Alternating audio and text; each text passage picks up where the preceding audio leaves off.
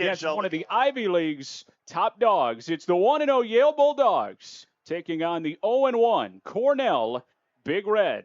What's up, everybody? Nick DeLuca, Ryan Gregoire. Good to have you in this afternoon. Ryan, new chapter of Cornell football starts today. Dan Swanstrom taking over the program. Game one didn't go as planned, still a lot to like. Nick, it's great to be here with you. Cornell homecoming, a lot of excitement in the building and around the program. Coach Swanstrom, you mentioned the loss, talked about Cornell's going to play good football with him. He's very confident in that, but it's not going to happen overnight. So a lot to take from that game one, some good and some bad as Cornell moves forward. Other side, tough challenge right out of the gate for Cornell. Yale has won the last two Ivy League titles. They're right there in the conversation again, but some injury questions early on in the season. They dealt with adversity right out of the gate. Starting quarterback Grant Jordan got hurt on the first drive, but it didn't matter. Brogan Mackay came in, filled in nicely. He led a game-winning drive in the final seconds to defeat Holy Cross on the road. Cornell looking for their first win under Dan Swanstrom on homecoming. Yale trying to get to 2-0 for the first time in a couple years, and still not sure who will be the starting quarterback for the Bulldogs this afternoon. Grant Jordan and Brogan Mackay, who was working through a hand injury in the win against Holy Cross last week, both officially game-time decisions. They were both dressed pregame, so we will see who is out onto the field and quarterbacking Yale in Game 2 of the 2024 season as Ivy League play kicks off. Dan Swanstrom getting set for his first Ivy League action, said that Yale's going to challenge his team in every aspect of the game. They don't lose much. Wanted his team to focus on themselves, continuing to work on some of the fundamentals that they've tried to drive home in the preseason. And Alan Zhao set to kick it away for Cornell. Joey Felton back to return for the Bulldogs along with Nathan Denny.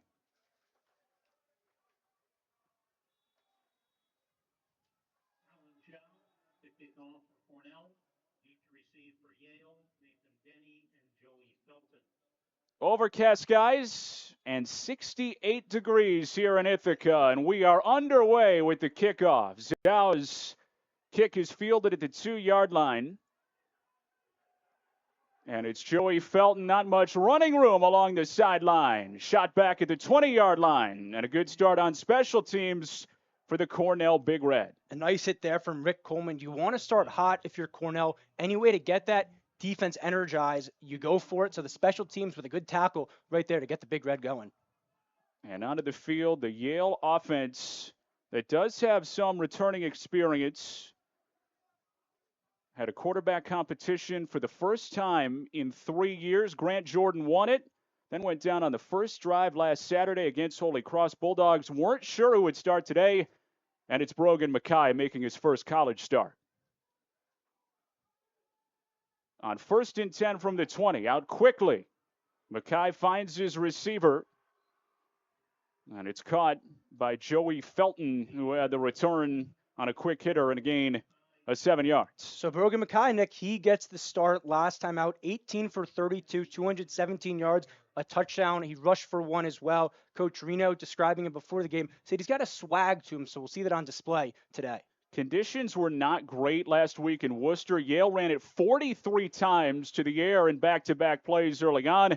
That time incomplete. Mason Shipp, the intended target. Shipp, somebody that Yale described as a nice security blanket for this Bulldogs offense, had a breakout game in game one, 74 yards in the contest. Yeah, loaded receiver room for Yale coming back with some experience. 3 senior starters, Shipp one of them. David Pantelis, the go-to target.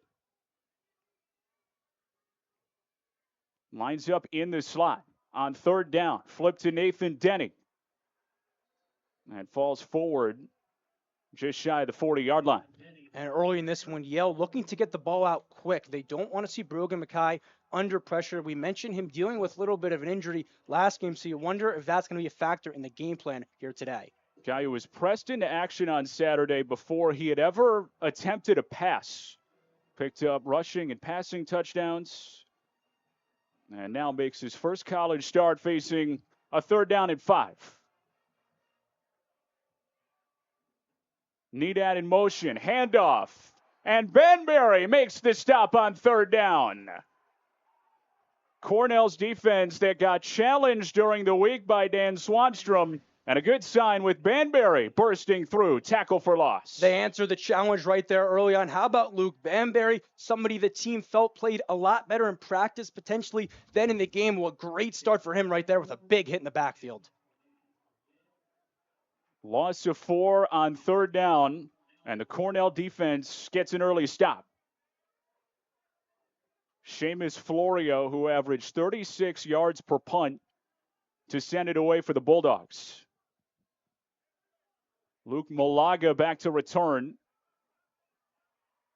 Thought he waved fair catch, keeps going. There's a flag on the play. Malaga near the sideline and into Yale territory with a couple of flags after that return. Very pivotal to see what the laundry is on the field. A really nice return breaking midfield, but we'll see what the refs call right here. Almost looked like Yale's return team slowed up because they thought Malaga waved fair catch. Holding. Number 8. That penalty is declined. Illegal block in the back. Number 38. That penalty being enforced. 10 yards from the spot of the foul. First down. So an early special teams penalty on Cornell. And an area that Dan Swanstrom told us during the week he was hoping the team would clean up a little bit, trying to play some better complementary football. And Jamison Wong and the Cornell offense take the field. Wong, the only true returning starter on offense for the Big Reds. Second team All-Ivy a year ago. Put together his 4th career game with 350 total yards last week and threw for 3 touchdowns. Pulls it out to the air on the first play. Floats one to the second level. Finds Musungo in stride. He's inside the 45.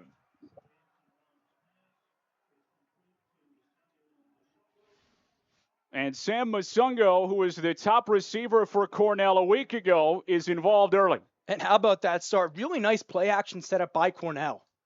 Wong back to the air.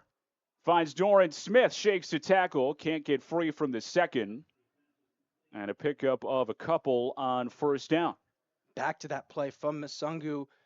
Coach Swanstrom talked about all week. What a great route runner. He has a really crisp one right there to find an opening. Jontu Reed, the running back, won the battle in camp. Yale brings pressure out quickly to Reed. Steps on the sideline, but gains a couple inside the 35.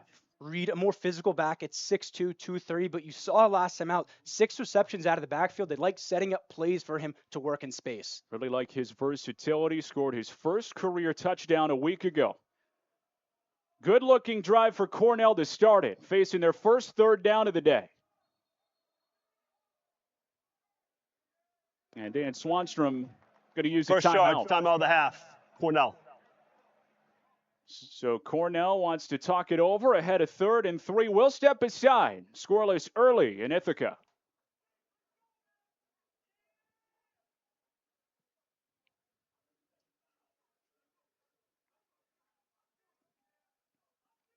The Ivy League, Sean Guyton. Sean Guyton, he's going to be a name we talk about a lot today. All Ivy last season, and in that opener versus Holy Cross, he was a lockdown corner, saved a number of big plays.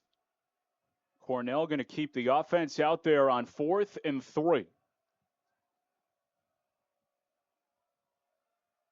Big Red were 2-2 on 4th down a week ago. Yale showing pressure. They bring it. Wong protected for the moment. Taking a shot to the end zone. Lee's got it. Touchdown, Cornell. 4th down shot. And what a start for the Big Red. And what a start for Brendan Lee. A breakout in game 1, 5 for 101. Well, a huge play right there. Cornell with a statement drive to go up early. 33-yard strike. And the Big Red open the scoring. Brendan Lee, who made a couple of big plays last week. First Cornell player with 2 40-plus yard receptions in a game since Curtis Raymond back in 2021. And if you're Dan Swanstrom, you couldn't have scripted it any better. Zhou's extra point is up and good. And the Big Red are on the board first. How about that throw from Jameson Wong as well? It's 4th and 3. Some quarterbacks may be trying to be complacent, just pick up the first down. No, not Wong. He takes a shot to the end zone. A beautiful throw and great catch by Lee.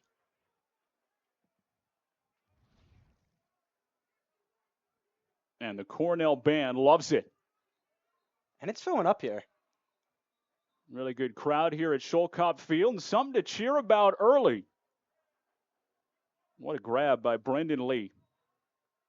Nick, we felt it was so important for Cornell to jump out to an early lead. With how physical Yale is, you don't want to play their style of football. Coach Swanstrom talked about he felt like Colgate did everything they wanted to do. So in this game, you want to make, your Ivy League foe uncomfortable. Get out to a lead. We'll help you do that. And Jameson Wong off to another outstanding start. 4 out of 5, 75 yards in the touchdown. And completions of 33 and 35 yards on that opening drive. Asked Dan Swanstrom during the week, Jameson looks like he's a pretty good fit in your offense early on. He said, well, Jameson's a good fit in any offense. And certainly has a handle on it as Alan Zhou kicks it away. Fielded by Joey Felton. Goes over his head and out through the back of the end zone. And Yale will take over down by a touchdown. Yale had that early first down on the first play from scrimmage with Felton, but stalled out after that. You saw Denny with 2 carries for 5 yards. They're going to keep going to him, though. A workhorse last week, 29 carries in the game. Nick, last season in his career, he has 33 career carries, so they flipped the script quick on him, and he answered the call. Yeah, sometimes you're worried about the conditioning in game one. Safe to say Nathan Denny was ready to go. Denny filling in for an injured Josh Pitzenberger, all Ivy running back, who is making his debut today, did not appear in the first series. He's in the backfield here and gets the carry. Pitzenberger, not much there. If you're Yale, it's nice to see him have that dynamic with Denny. Denny, a bit of a smaller back at 5'9", Pittenberger at 6 foot, 448 yards from last year, 8 rushing touchdowns. So a nice piece to the puzzle for the Bulldogs offense. And Tony Reno said, we're hoping to get him back as soon as possible because he's going to be the driving force for our offense, the way he has been the last couple years. Mackay, handoff again. This time, more room for Josh Pitzenberger and a chunk run to pick up a first down, couple yards shy of the 40. Really nice run there from Pitzenberger. Had a hole, took advantage of it. Nothing crazy, but it'll do the trick for the Bulldogs. Pickup of 10. Luke Banbury made the stop on the second level for Cornell.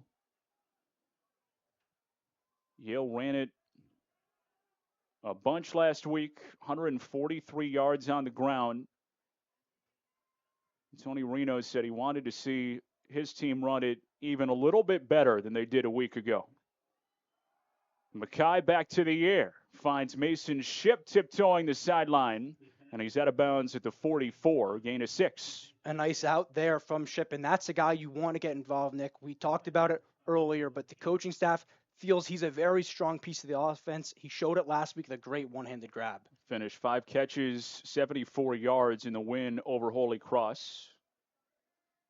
And Yale on the move on their second drive. Brogan Mackay again getting the start. Grant Jordan injured on the opening drive a week ago, and it's been Mackay's show ever since. Pulls it out, floats one deep. It's caught in stride, and it's Pantelis making his presence felt down to the 24. And who else with David Pantelis? If you watched that game a week ago, it seemed every big 3rd and 4th down, Mackay went his way right there. A nice play in action to find him down the field. And Mackay dropped it in a bucket. The passer, defense, number 55.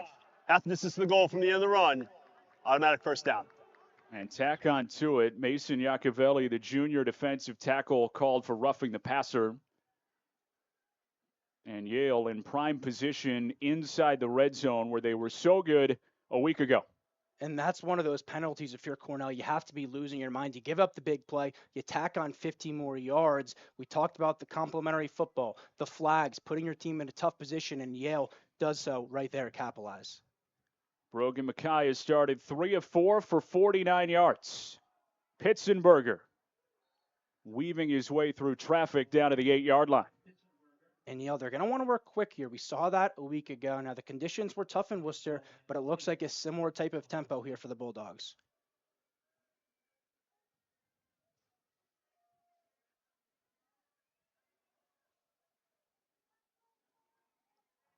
Pitzenberger stays in at running back. First drive of the season for the All-Ivy running back. Yates in motion. Back to the air. Mackay floats. End zone. Caught. Touchdown, Bulldogs. And it's Rye Yates who is wide open. Bulldogs can tie it up with the PAT. Yates traditionally more of a blocker, but you couldn't tell right there. A great play design by Tony Reno. Get him in space, get him open in the end zone, and nice soft hands to come down with it.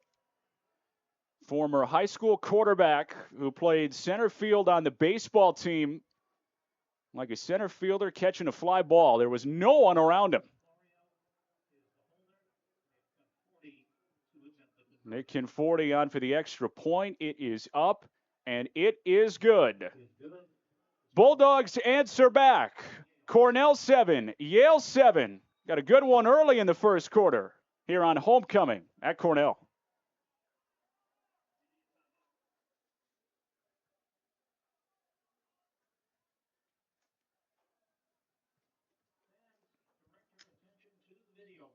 Right there, go all the way down the field with relative ease, Nick. You saw Yates wide open in the end zone on that play call. They're going to answer, and now it's up to Cornell to continue to fight back. And Tony Reno said he was really proud of the resiliency that his group showed in the win last week against Holy Cross. Said it's something that you can't manufacture, and that they're still going to have to play a lot better, but it's a great building block early on in the season. Kickoff away, broken tackle. Ian Pope showing off the speed. He's past the 30-yard line. What Ian Pope gives you is explosiveness out of the backfield, typically a receiving back, and you saw it taking that kick right there, a shifty move up the field to break a tackle. Finally brought down after a 33-yard return, and Ian Pope, who is a factor in that Cornell backfield, making an impact with that speed on special teams.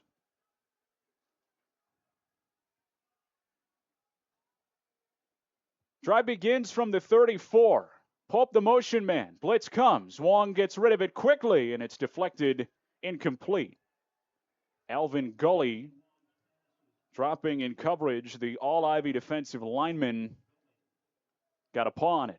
He's a leader on this defensive front and saved potentially a big play right there. A nice route by Masungu up the field. Tony Reno said it's been really fun to watch Alvin develop. Played as a freshman, a little wide-eyed, now leading that Yale defensive line. And Offense, number 75. 5-yard penalty, second down. Cornell moving back after a false start. And it was a left tackle, Davis Watson, getting a bit antsy with there, jumping before the snap. Something that Dan Swanstrom was particularly honing in on this week. He said they need to be better with some of the situational football. Setting up screen, and Wong overshot Pope, third down and long. Bit of confusion there. Pope wasn't turned around looking for it. A bit of a dangerous screen pass there from Wong. Cornell scored 17 points in 16 minutes last week against Colgate. 7 points the rest of the way. And Swanstrom said we were pretty well stopping ourselves. Every time that we didn't score, it was a penalty or a holding call, whatever it was, missed assignment. Just got to be a little bit more detailed. Third and long, 3-man rush. Wong steps up, dumps it off, finds Tucker. Not much there, and well short of the first down. Great pursuit from that Yale front. You saw Wong break his own pocket, turn it up the field, then a nice dump off there. Try to get some yards out of the backfield, but Yale was all over it. And it's Sean Guyton coming up to make that tackle. Can do it in coverage and bring in some of the physicality on the perimeter of the defense. Now Nate Hillenberg to punt it away. Averaged 36 yards a punt in the opener. This one's a wobbler and does not take a Cornell bounce. It hit a Yale receiver and comes loose, and Cornell's on top of it.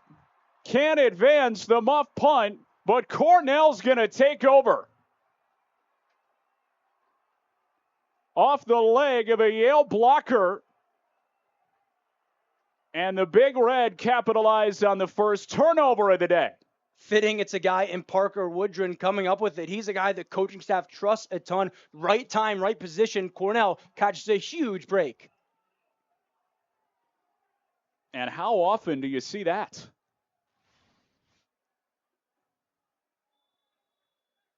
Felton saying let it go. And the bounce. And Cornell takes over. We talk about it being a Yale bounce. I'm not sure there's a more Cornell bounce than that one right there. Got the home roll. Screen to Masungu. Has a blocker in front of him. Shoulders shake off, out of bounds at the 12. Really nice job from Masungu, staying patient, waiting for the block to develop and pick up an extra 4 to 5 yards. Tiptoeing that sideline, had enough for the first down. Cornell going quickly, trying to retake the lead after the muffed punt. Pressure coming. Wong stands into the end zone and overshot Masungu. No surprise here, Masungu getting a bulk of the targets. You saw Wong kind of locked in on him there and just was unable to make the connection.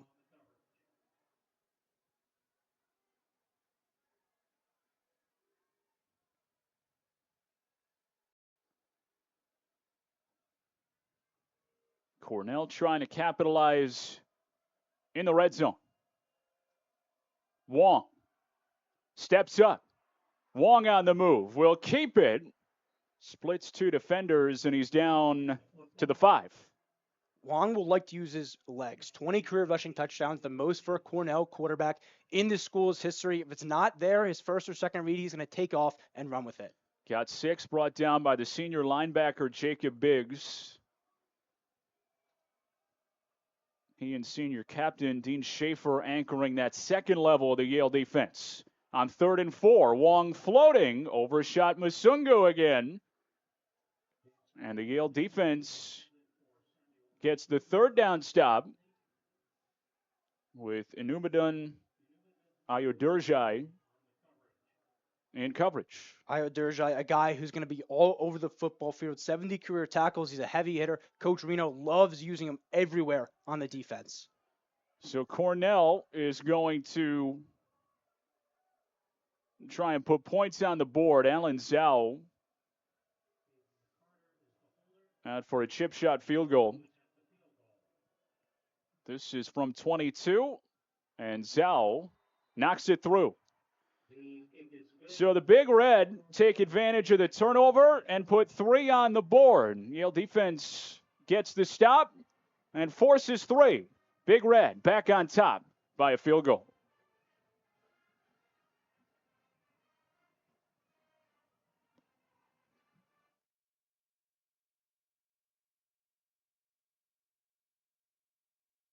Seven, midway through this first quarter on homecoming. Cornell stunning Yale a year ago at the Yale Bowl in week 2 to get their first Ivy League win of the season. Yale responded down the stretch after an uneven start to win a share of the Ivy League in 2023 and picked as the favorite in the preseason poll entering 2024, looking for their first three-peat since the late 70s and early 80s. Touchback, and Yale's offense back to work, trailing once again. Nick, you mentioned dropping that game versus Cornell last year. Coach Reno talked about he felt the team going into last season had a bit of a championship hangover. This year, he talked about and praised the unit. They moved on past that championship quickly to go for the three-peat. Said it wasn't something that they talked about at all this week. Lost to Cornell was Team 150's loss to Bear. It's a new year and a new mentality And moving forward with team 151, Brogan Mackay. Play fake. Eyes downfield. Mackay airing it out. It is incomplete. Targeting Mason Ship. And there was a lot of big red in the area broken up by Luke Banbury. Dangerous play. It looked like Brayon Crawford also got a hold on it. You looked last week, Mackay didn't throw a pick, but a few balls like that where he was fortunate to get back, and Cornell nearly comes away with the turnover.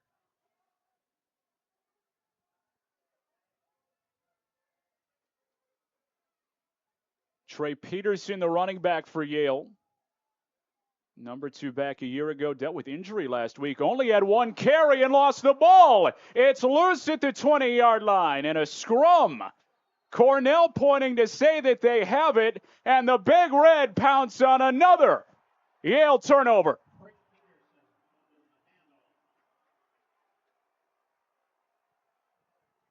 And Nick, I don't know what it is, homecoming or something, but the ball is just falling Cornell's way early in this one. Another huge turnover to set up Big Red. And it was Ben Sahakian who came out of the pile with the football. We forced a fumble last week, and this week on the other side of it, recovering the ball. 2 turnovers. Can Cornell capitalize? Wong on a throwback. Finds Ryder Kurtz, breaks a tackle, and a physical end of that run to gain 5.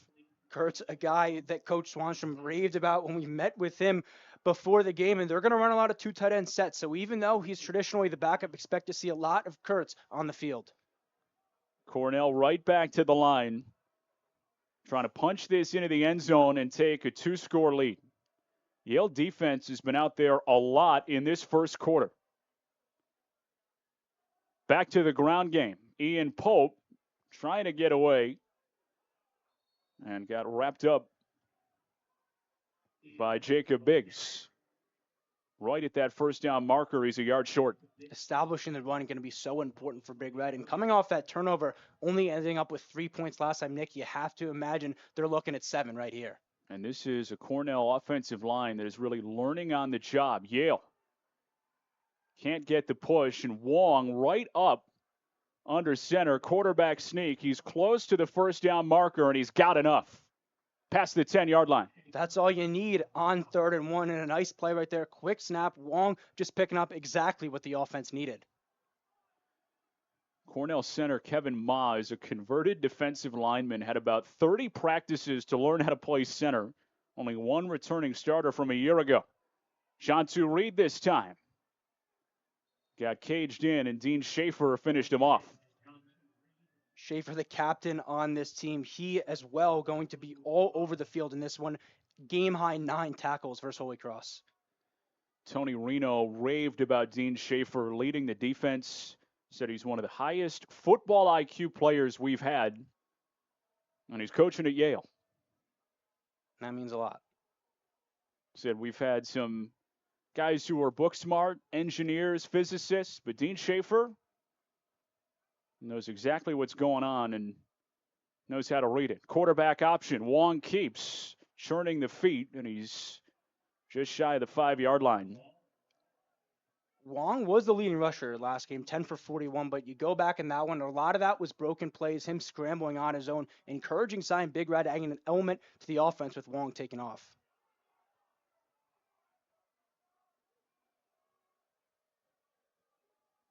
Now 3rd and goal from the 7-yard line. Can Cornell punch this into the end zone? Wong stands in, now on the move, to the end zone, caught, touchdown! Sam Musungo with a flag down.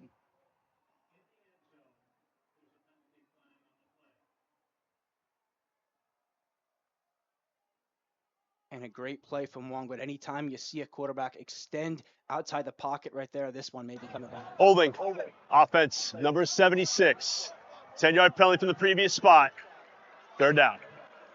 And it's the senior right guard, Jack Powers, who Dan Swanstrom said is the leader in that offensive line room, called for the hold. Wipes away a touchdown. And obviously, Nick, you know how big that is. It sets up Cornell back there, what would have been 7. Now you got to fight for yards.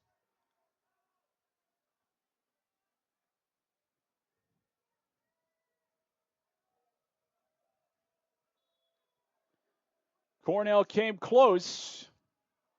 And now 3rd and goal from the 17. Wong will throw it. Protection holds. Now he's on the run. Wong floating end zone. Incomplete. And a battle for the football along the back line. Osise Danian broke it up and was looking for Musungu again. A dangerous ball right there from Wong. It's 3rd and 17. You thought for a second that he might take off, pick up a few yards, but no, he takes the shot at Musungu. Why not? He's been his number 1 receiver. But Cornell, I think they're fortunate to not turn the ball over. Really establishing himself as the number 1 target on this Cornell offense. And now an injured Big Red player down on the far side. And it's hold your breath time for Cornell because that's Jamison Wong. That's the last guy you want to see on the ground right there. So for Cornell, it's very important that he's okay. It looks like he's all right. Said in the preseason there was a little more urgency for him coming into this year, knowing he's a senior. Wanted to get it done for everybody here at Cornell. Loves the school, loves the program. And you can see him favoring that right arm after he got rid of the ball. We talk about all the turnover on this team, but to have your star quarterback back, it makes things so much easier to set the foundation elsewhere.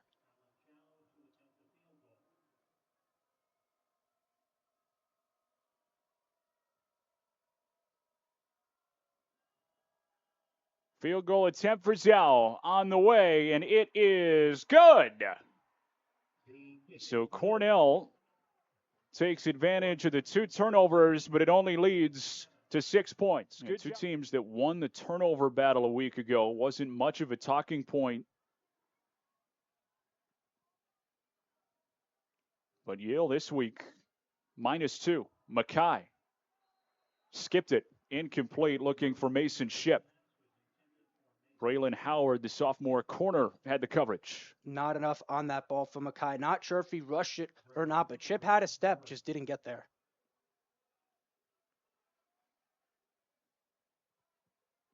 Get a look at the Cornell defensive line, a unit that Dan Swanstrom said when taking over the program he was most excited about. Felt like pound for pound they might be the most talented group in the program. Was hoping to see them really show it this afternoon. Another quick throw, this time complete. And it's Joey Felton across the 30-yard line, couple yards shy of the first. Joey Felton, an all Ivy League returner, but also you see it right there, the skills at receiver. Nice quick route, getting a split second of separation. A good job by Mackay to dump it in there. Back-to-back throws, and now 3rd and 2. Pitzenberger, the running back.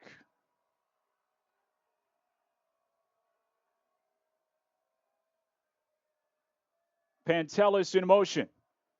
Pitzenberger, the handoff, gets away and picks up the first down.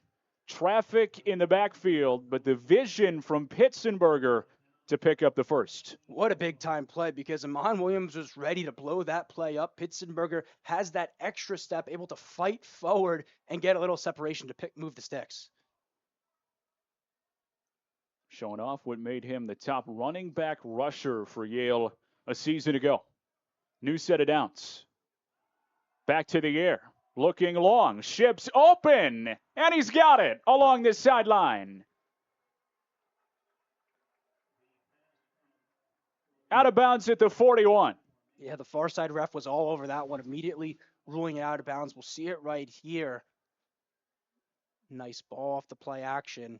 And yeah, it's close, Nick, but that first foot looks like it just touched the boundary. That initial foot that came down before the second foot that was in bounds, if he had reversed it, would have been complete.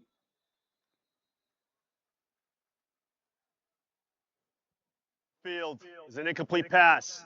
Previous play is under further review. And now our Ivy League officiating crew going to take a look at this. Looked pretty clear on a quick replay that Ship was out of bounds. But you never know.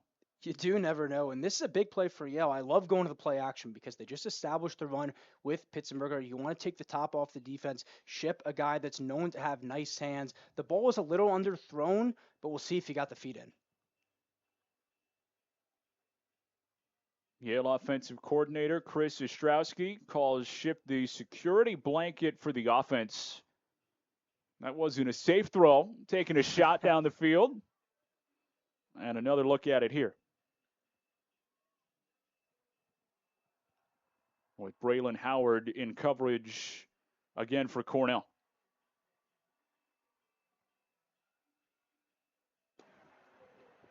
After further review, the ruling on the field stands. Second down. And that's the right call, out of bounds. And there was a foot by Ship that did touch inbounds, but it was before he had possession of the football. So a good job of the refs to look at it because, as you said, you do never know, but the call does stand on the field.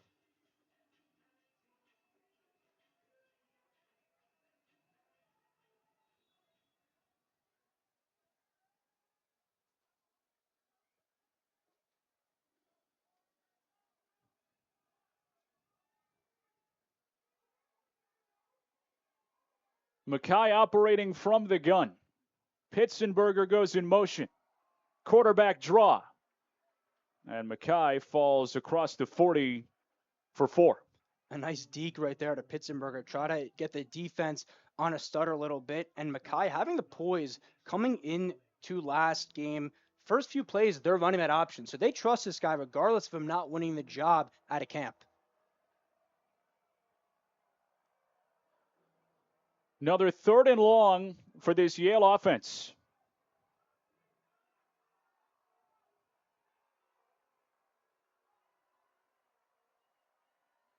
Cornell brings 4. Mackay down the sideline. Caught. Mason Ship picks up the first down. The pass from Brogan Mackay is caught by Mason Ship. They go right back to Ship there after the incompletion. This time for sure gets the feet in for a big play for Yale. And the throw was right on target. Chunk play through the air. Bulldogs back on the ball. Nathan Denny. Getting a couple extra like he did last week against Holy Cross. Defenders hanging on him and just keeps the feet moving. Gain of 3. You look at his numbers from last week, 29 for 80 yards, 2.8 a carry. Looks like there was a lot to be desired, but really a lot of short yardage situations where he did convert. Coach Reno called them gritty yards. Mackay out of his hands quickly. Pantelis finds a hole in the zone and gets wrapped up right away by Trey Harris. And Pantelis will come up about a yard shy of the first down. Good recovery there from Trey Harris. He's somebody this coaching staff speaks very That's the end highly. of the first quarter.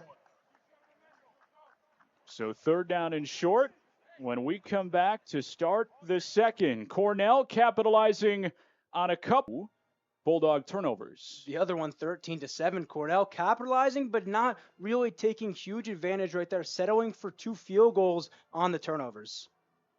And now Yale trying to respond, facing 3rd and short. Nathan Denny, the running back.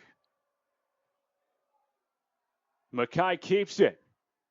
Gets around the edge, tiptoeing the sideline, and picks up the first down. He's inside the 20-yard line. Huge fan of that play call there. Get Mackay in space, let him move the sticks for the Bulldogs. Adds that other dimension out of the backfield. Guy who was a 3-sport athlete in high school at St. Xavier near Cincinnati. Denny on the edge, turns the corner, and picks up a first down. Oh, actually, Markham half a yard short. It was Denny versus Reinbold right there, trying to get the edge, and Denny wins the battle, picking up 9. So they'll say he was out of bounds.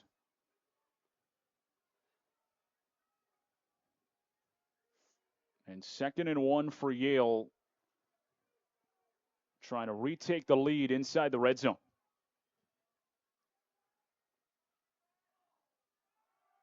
Mackay, protection holds up. No, it doesn't, and down he goes. Joey Cheshire from the 2nd level with a flag down.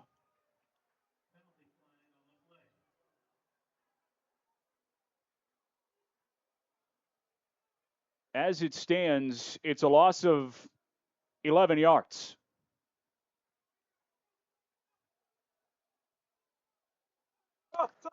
Holding. Defense number 10. Half the distance to the goal from the previous spot. Automatic first down. And another costly penalty for the Big Red. Jeremiah Lewis flagged for holding.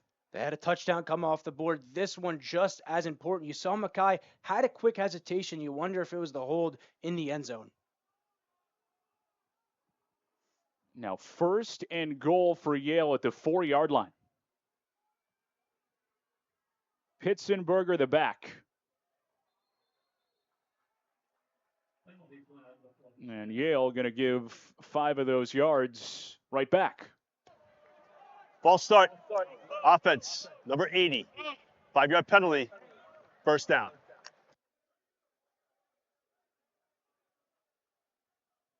Tight end Luke Foster. Cornell will take that, especially coming off their own penalty. Teams trading mistakes here early on.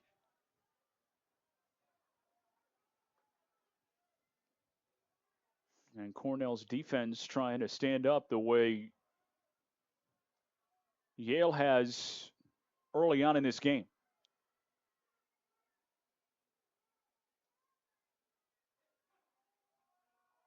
Pitzenberger on the edge with some room and gets in.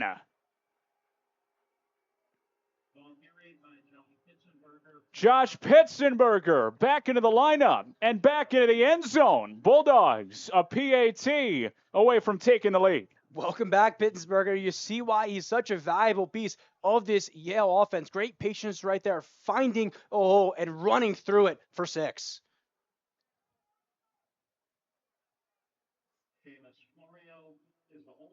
Seamus Florio to hold it. Conforti knocks it through. And in the early stages of the 2nd quarter, the Bulldogs bark back. Pitzenberger with a 9-yard touchdown run. Yale by 1 here in Ithaca.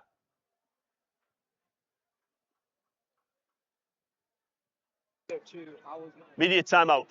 For him early in this one. He looks fully healthy, Nick. That was an important thing if you were going to put him back in the lineup. Was he going to be at full strength? We know we talked to the coaching staff. They couldn't wait for him to return, and we see why with a really nice start to this ball game. And it's that Yale running game getting going. Up to 4 yards a carry. Tony Reno hoping that his group up front that had to replace 4 starters from a year ago, but all 4 of those starters missed time due to injury. So this is a group with a lot of experience, just not as much playing together. Was hoping that they would make a few more waves in the run game, and early on they have. Ian Pope down to a knee for a touchback, and Cornell back to work from the 25, and Jamison Wong went down at the end of that last Cornell drive.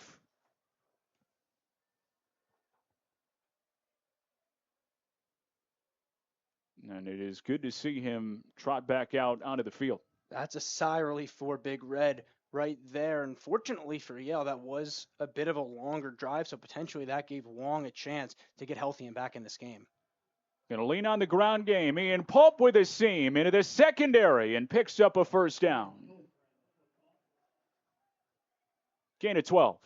That's the last guy on this Big Red offense you want to give a hold to. With his burst and his speed, he can turn 5 to 10 yards really quick. NASCAR pace for Cornell. They moved a little too quickly. Ball start. Offense. Number 88. 5-yard penalty. First down. Fifth-year tight end Matthew Pills called for the false start. And I don't hate the idea of trying to get to the line quickly. You want to compete with this big Yale team. You got to try to catch them off guard. Just have to be more aware right there. On 1st and 15. Wong on the move. So dangerous with his legs. And into the open field, into a slide. Picks up the first down on the Yale side of the 50. I could watch that slide all day, Nick, and a really smooth play from Wong. He sees his first option as it open. He's quick, he's decisive, he takes off, and he runs with it, moving the sticks. Wong gets away. Eyes downfield, keeping that play alive, and incomplete for Matthew Pills with Abu Kamara in coverage. Kamara, promising freshman year last year, and you see what he can do in this game. 8 tackles last game, so expect for him to be a big hitter for the Bulldogs.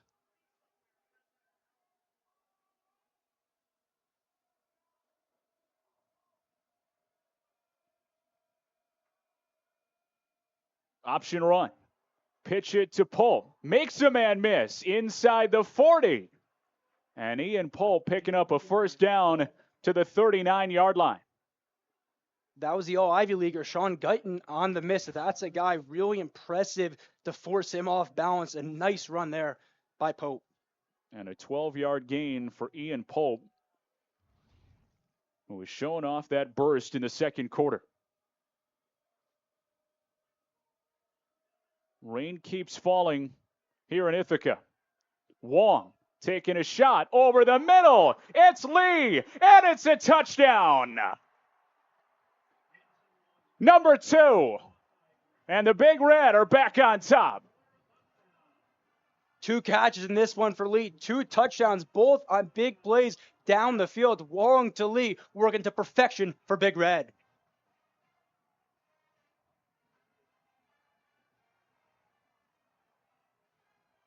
Jamison Wong taking a shot, and that's the guy to go to. Sophomore out of Silver Spring, Maryland, continuing to make big plays for this Cornell offense. Extra point is good. The score, Cornell 20, Jamison Wong timeout. 14. And he's got lead. He's got a lead once again. Cornell, some of the fans in the stands ducking for cover. Big Red on top again. Jamison Wong finding Brendan Lee on another big play touchdown. A 39-yard connection. And Cornell with a 6-point lead at the 11-minute mark of this second quarter.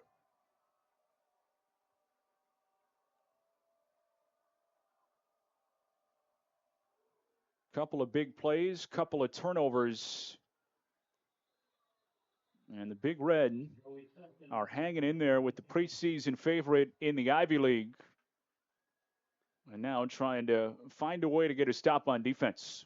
You mentioned that. It's going to be important that Cornell keeps this up because last time out, 17 points in the first 15 plays. So the offense, similar to this, was moving the ball down the field, but they stalled out. They went 42 minutes without points from early in the second quarter to deep into the fourth. Consistency, offensive endurance throughout this one. It was a key in the game plan, and we'll see how it's executed. Yeah, something that Dan Swanstrom called competitive stamina. Wanted to see that and an effort for all 4 quarters this afternoon. Another chance for Yale to respond. Brogan Mackay, 7 of 11. And it's where Nathan Denny is most comfortable, along with Josh Pitzenberger in that Yale running back room in the elements. Damon Barnes made the stop after what'll be a gain of 6 yards.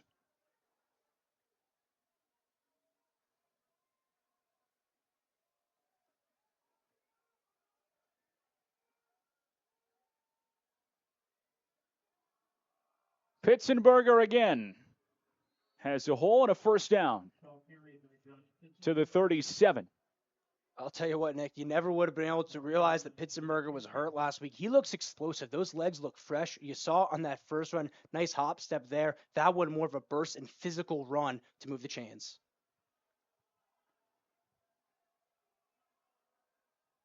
Junior from Maryland making his mark with a touchdown and some tough running in his first half. Gets it again. This time, boxed in. Tackle for a loss, and a lot of red jerseys in on the stop. Hunter Sloan, a key in bringing him down. More reserved last year, but he was somebody that this coaching staff thinks is going to take a step up this year, and a good start right there, blowing that play. One of the guys Cornell is leaning on up front, and one of the strongest players they have along that defensive line, trying to hang in there with the Bulldogs, and that'll make it a little bit easier. Ball start. Offense, number 70. 5-yard penalty. Second down. Right guard Cam Sharon, who started 6 games a year ago. You saw him put his hands up in frustration. He knew it right away that he jumped.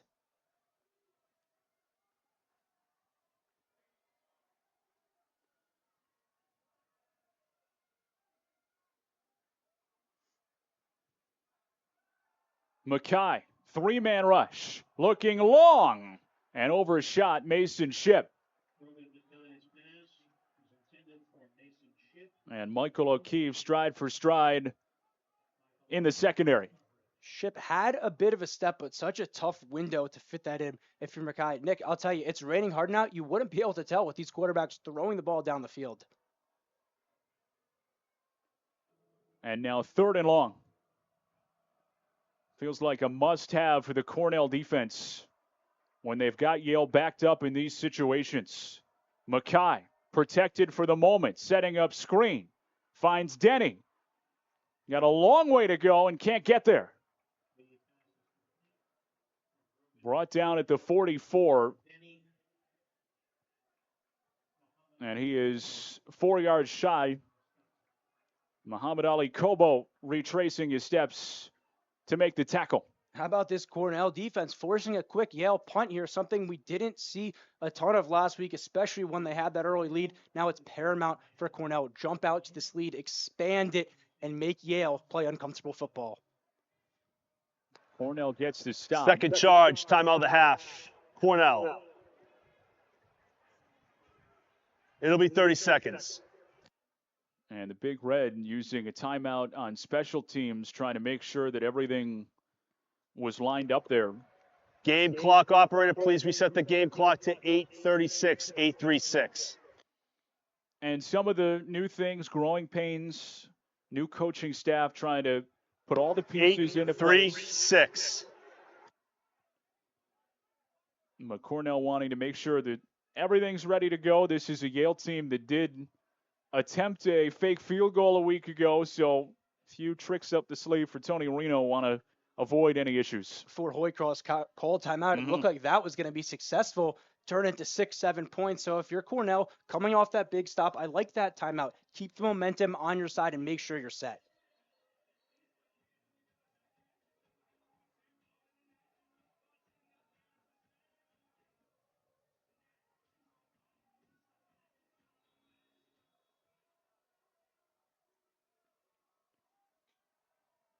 Luke Malaga to return for Cornell back at the 15. Florio's punt away. Fair catch. In and out of the hands, and Malaga gets on top of it. Slippery football, and Cornell fortunate to come away with the ball. That's a hold your breath moment right there, and would have been a detrimental turnover for Big Red after forcing that stop, calling that timeout. If you come out of that timeout and fumble the football away to Yale in their field position, thankfully they catch a break and jump on it.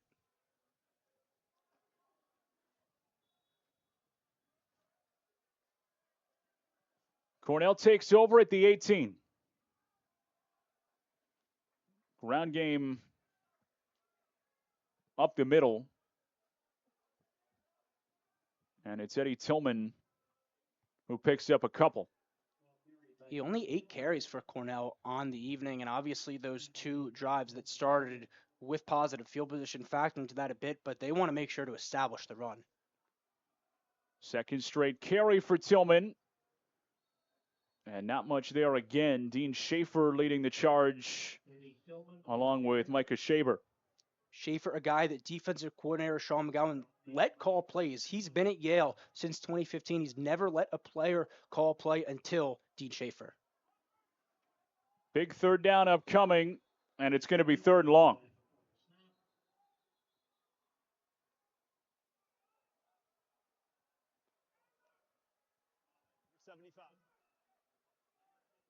Third down. Davis Watson getting called for the false start.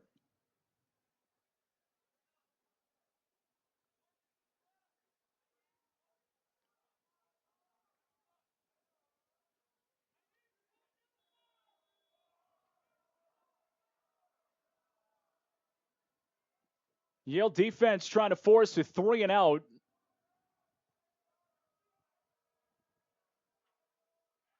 Wong, protection holds up. Now on the move. Scrambles, play on the run, finds Masungu for a first down.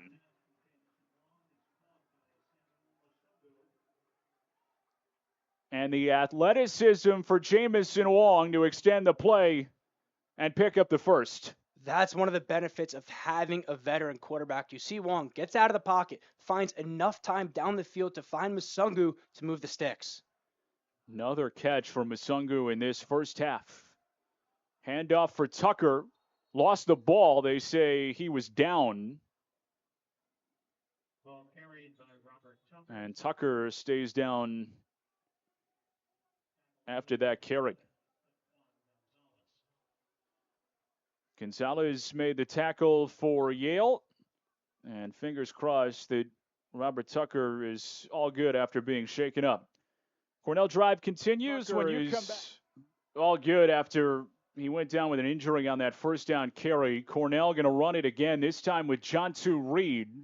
And it gets stacked up right at the line of scrimmage. And it's that front for Yale, Dylan Yang, bringing him down. Just the second carry of the game for Jontu Reed. Somebody with 11 touches last week was a huge part of the offense. Not as much here early on. Not a ton of running room for Cornell in this first half.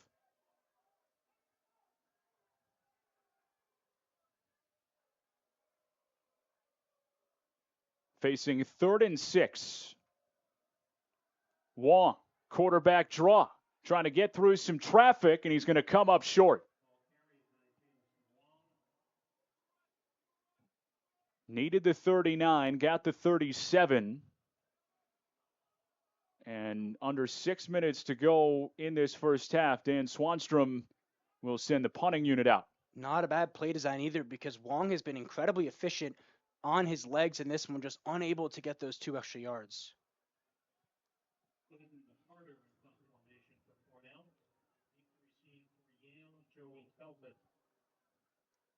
So Aiden McCarter is set to punt it away. And just gets it off. Backs up Joey Felton with a flag down. And on 4th and 2, this Cornell drive might continue as McCarter is attended to by the Cornell training staff. He took a pretty big hit. And you mentioned it as well. That punt nearly blocked. There was some contact at the line of scrimmage. So very interesting to see the call right here. See if it's running into a roughing. Either way should extend the drive for Cornell. But certainly hoping that senior Aiden McCarter is all right. Major factor if... There are 2 fouls in the play, both by the defense, running into the kicker, number 6. That 5-yard penalty resulted in a first down. After the play, unsportsmanlike conduct, defense, number 6. That's his first of the game. 15-yard penalty added to the end. First down. So the penalty on Joshua Tarver for running into the kicker, then obviously disagreed with the call and picked up an extra 15. That is something, if you are Yale, you cannot tolerate. The roughing in the kicker is one thing, right? Giving them a first down when your defense forced them off the field, but give them an additional 15. Cornell has to find a way to capitalize from the gift. On the plus side of the field, quick throw by Wong. Finds Parker Woodring. And he's wrapped up shy of the 35 by Ayo Durajai. Woodring had a touchdown in the opener. Very impressive body control. You saw 2 for 11 last week, but somebody that's a key cog in this offense. Inside 5 minutes to go in the first half. Ground game. Pope with a seam and a burst. Ian Pope is gone. Touchdown.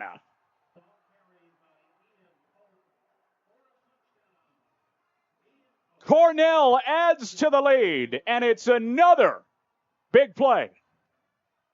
And big play Pope. How about the speed on that one? Finding all, he bursted through, and Nick, he was off in an eye blink.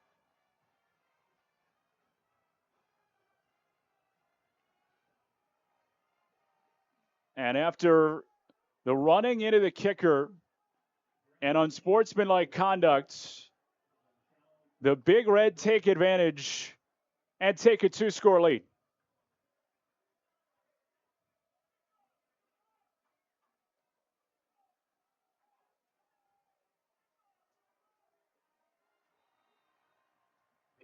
Extra point is good. And Cornell is feeling the energy right now.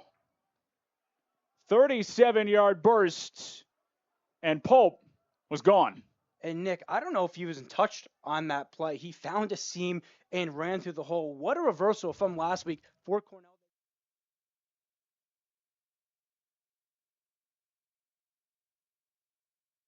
Ability in both the run game and the pass game, but when you throw it to him, he can take check downs and make them first downs. Right there, he was off to the end zone. Yeah.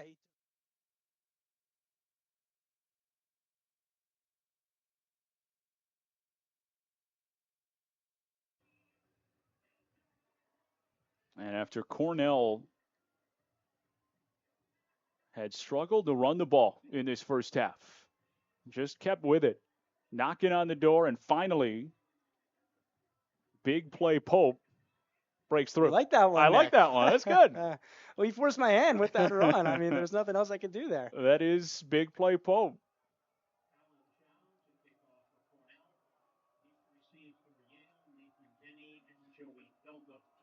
Denny and Felton back to return.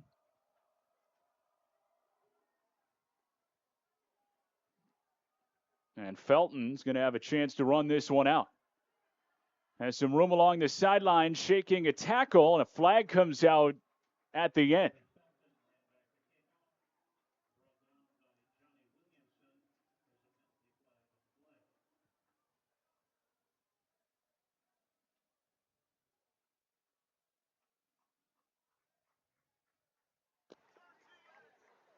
They're the return, holding, receiving team. 10-yard penalty, spot of the foul, first down. And it's another costly penalty. And the special teams for Yale, if we want to run it back, fumbled after forcing a turnover, roughing the punt, that led to a touchdown, and now here, giving their offense worse field position.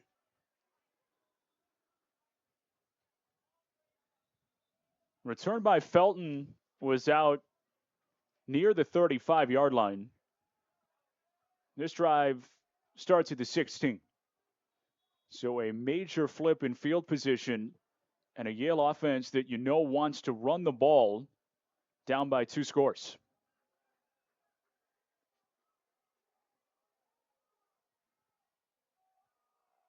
Pitzenberger on the ground. Not much traction, gain of 2.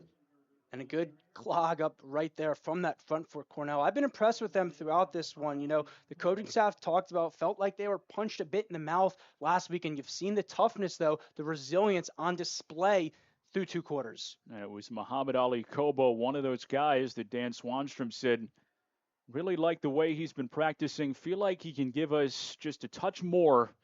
Certainly done that in the early going today. 2nd and long. Mackay gets it out quickly. And it's caught by Chase Nenad, first grab of the day for the senior receiver.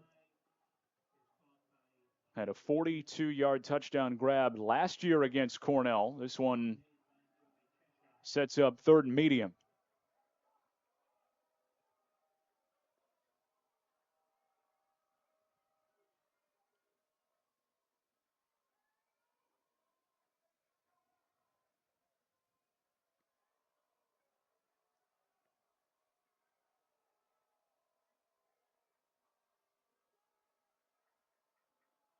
Cornell plays coverage. Mackay has a man open, and it's Pantelis onto the 2nd level and picking up a 1st down. Who else for Yale with their backs against the wall? Somebody needs to step up. They call a 3rd down, the money down. Pantelis, the definition of a money receiver. Pantelis picks up the 1st. It's a gain of 22. Out quickly. Caught on the edge by Felton, and he's wrapped up immediately. Good pursuit on the linebacker level. Luke Banbury led the charge.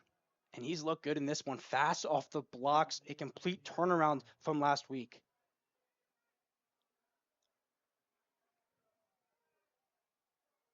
Rain starting to intensify here in Ithaca. Be a little bit more challenging to throw the ball. So Yale going to go to the run game with Pitzenberger. And he's inside Cornell territory at the 48. Give credit to the fans. You mentioned the rain. A lot of them sticking around here. Cornell is giving them a reason, putting on a show. Yeah, trying to duck for cover along the arch bleachers here at Sholkoff. This is the 2-minute timeout. Please reset the game clock to 2 minutes. And it will take us to the 2-minute timeout. Cornell up 2 scores. Lead it by 13. After the 2-minute timeout, Yale facing a pretty big 3rd down. Trailing by 13 on the road in Ithaca. Bulldogs have turned it over a couple times in this first half, leading to 6 Cornell points. Big Red have generated a few big plays to put 27 on the board first couple quarters. Brogan Mackay getting his first college start is pressured, gets rid of it. Denny trying to make a 1st down. He won't get there.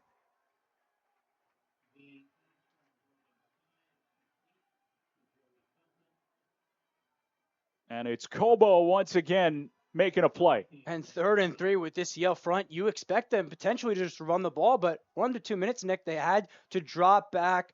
Mackay just dumped it down, but Yale Cornell pursued to stop him from getting the 1st. 4th and 2. Cornell only has 1 timeout.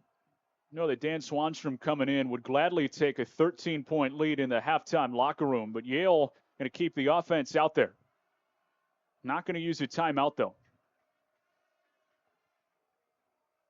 And it makes sense from the vantage point of if they don't get this, you leave less time for Cornell to go down the field. Mackay staring at the sideline. Play clock is at 2. And Tony Reno is going to take a timeout and talk it over. First charge, timeout of the half. Yale. It's their first. 69 seconds. It'll be 30 seconds. In this first half. Ahead of a game clock. Big 4th and 2. And Cornell's defense that has responded to the challenge. Please reset the game clock to 1:11. 1:11. Of a week ago. That was the word of the day throughout Cornell's program this week. Cornell's running backs coach Terry Urson gives players a word of the day during the pre-practice period. want to take that word, apply it to practice, their lifts, team meetings, classes, homework, any part of the day, football or not, life. Word of the day was respond, and Cornell in the first half this afternoon has certainly done that. You said football or not. Well, in this game, it's been respond, Nick. It's exactly what Cornell has done throughout this game, coming off of last game. Really impressive first half from Big Red. So Tony Reno is going to take the offense off the field, and Seamus Florio to punt it away. And Florio gets the kickoff. And Malaga reels in the fair catch at the 12-yard line. And with 1:05 remaining, Cornell takes over with the one timeout. And see how aggressive Dan Swanstrom wants to be in the driving rain. Would imagine probably not that aggressive. I'm glad you mentioned it because this is where the rain really comes into factor. We know Wong from this game can push it down the field, but in these conditions, a minute 5, one timeout, do you have enough time to establish the run? Probably not. Going to be very interesting to see what Cornell dials up. Ian Pope, the running back, hit the home run to punch the ball into the end zone the last time.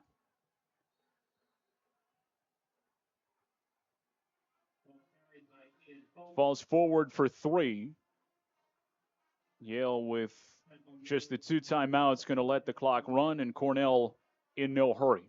And you mentioned going into this game, would Cornell take a 13-point lead going into halftime? Absolutely. So it makes sense here. Don't want to flip the momentum back to Yale, go in the halftime to try to capitalize off this strong start.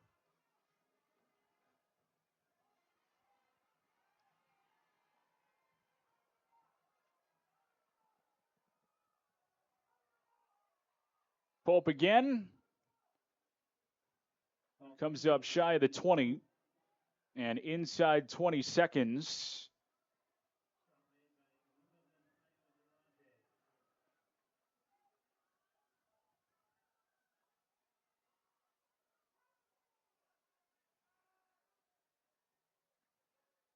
And the 85th all-time meeting between Cornell and Yale hits the half. Jamison Wong, the first one to the locker room, pumping his fist, and why not? 2-score lead for the Big Red after 2 quarters. 27-14 at the break here in Ithaca.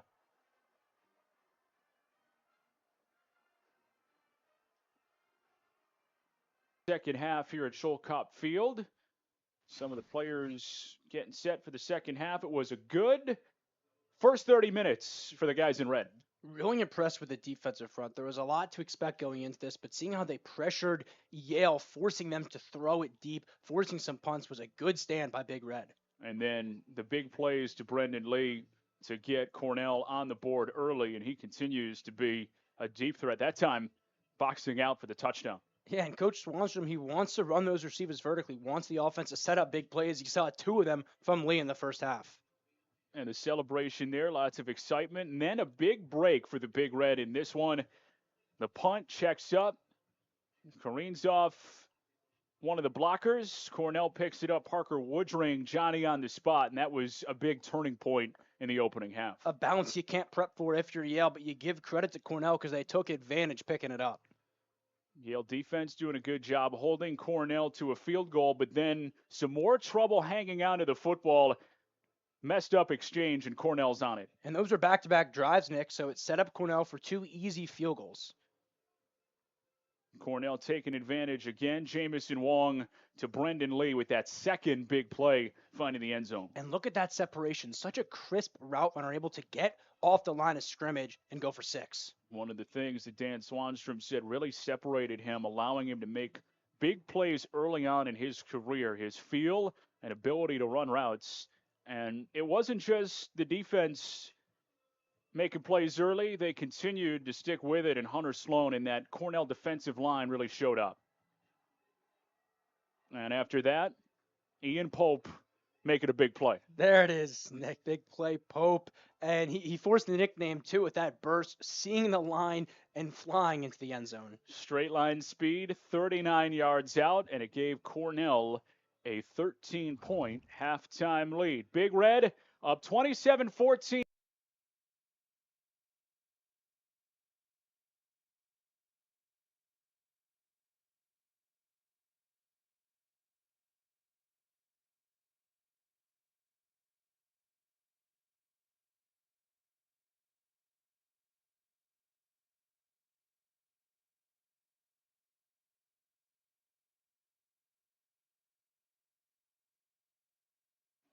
My man in that lower left corner needs an umbrella. Somebody's got to get one over to him.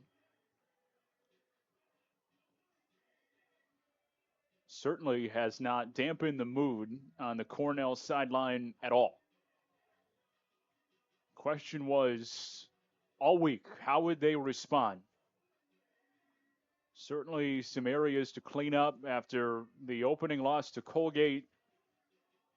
Dan Swanstrom said that they weren't even necessarily worried about all of the challenges that Yale presents, because before they even got to that, they had to focus on cleaning up what they had to do. Make sure that they're taking care of their assignments and try and get through all of that and just see where they stood without some of the self-inflicted wounds. And in the first half, it was a 13-point lead. That's the right mentality. And you look on paper, Yale, two-time defending Ivy League champs. You figure they're going to pose a threat, but Cornell sticking to themselves, growing, getting better every single day, and you saw it on display in the first half. Ian Pope back deep to return, and he'll get his chance from the 5-yard line.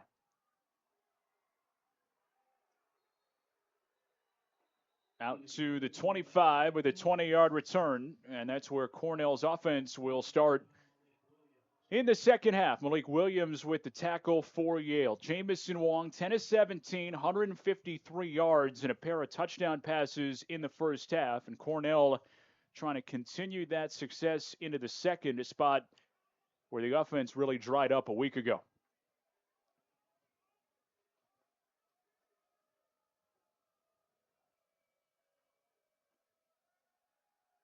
Wong outside the pocket. Has Lee again. And a first down again. Banged out of bounds past the 40. Well, the first time we saw Lee with the ball in the end zone there, but Cornell will still take it. A nice play from Wong, flushing out of the pocket and finding his go-to guy. 16-yard gain.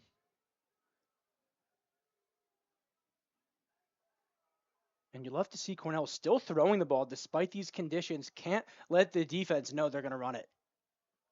Dan Swanstrom stressing this is a pass-first offense. Want to attack. Full start. Offense, number 76. 5-yard penalty. First down. Want to attack every inch, vertical and horizontal. When you're looking at other defenses, that's not going to help Jack Powers with another false start. Yeah, and Cornell backing themselves in a hole here. You look to see Wong make up for it. To the air, 1st and 15. Lee again, this time not much room. And a good rally and tackle for the Yale defense.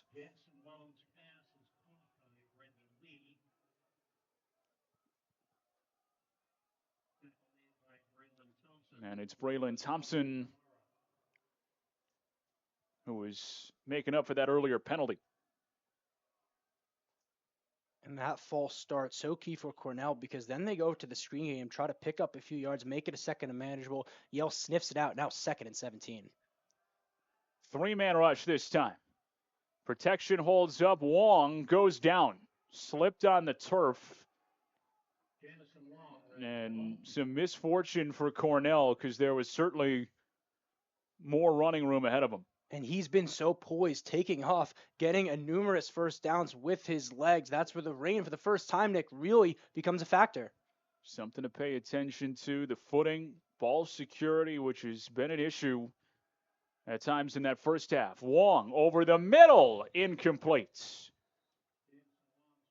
Couldn't connect with Matthew Pills. Might have been a couple yards shy of the first down anyway.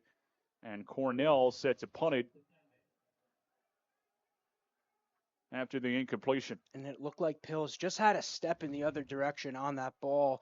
Who knows if he would have gotten the first down, but would have made it a much more Will touch it for the first time in this second half. Mackay 12 of 17, 141 yards and a touchdown in the opening 30. Yale ran it for only 66 yards trying to get the ground game going, but trailing by 2 scores. Mackay to the air, into the boundary, had it knocked away. Braylon Howard broke it up. Pass intended for Nenad. And he had a nice breakup last week to save a touchdown. That wasn't going to be 6, but a really physical play to swat that one away.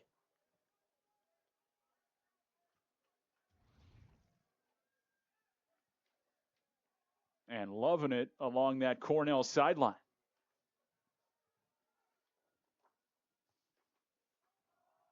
Pitzenberger trying to slip away from some early traffic.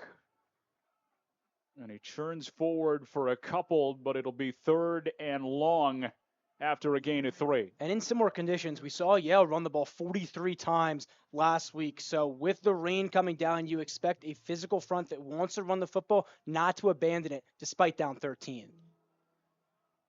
Brogan Mackay has been poised in these situations. Here comes 3rd and 7. Here comes the rush. Mackay outside the pocket, gets rid of it, and finds Ship for a first down.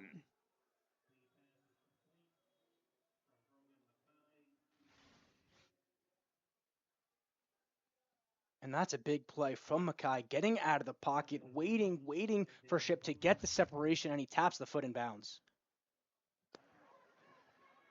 Illegal touching. Offense. Number 1. He went out of bounds on his own, came back in, was the first to touch the pass. Lost it down at the spot of the foul. 4th down. Right, take that back, Nick. You did not get that foot in bounds. And a massive call to wipe away what was a 3rd down conversion and a loss of down penalty, so Yale has to punt it. And it looks like there was some confusion there. Mackay thinking it was 3rd down, but how about Cornell getting a break right there, getting the offense right back on the field, responding with a 3 and out. Mason Ship out of bounds and then back in, didn't reestablish. Malaga to return it. Punt will come up short from Florio and then take a Yale bounce inside the 20 and down at the 16-yard line. Long field for Cornell, but they get it back. Two sides trade punts in the early going here in the 3rd as Cornell looks to build on a 13-point lead and the offense back out onto the field. Trying as best they can to stay dry. I don't know how much luck they're going to have doing that. Not much. That was a big-time punt from Florio as well. Essentially, you look at it right now, you could feel like it's coming out of the half, and Cornell has the football. Forget the last 2 possessions. Ian Pope trying the right side and only gets back to the line of scrimmage. And Pope's best when you get him in space, find him some grass to really use his speed, and that time, great pursuit by Yale to clog it up.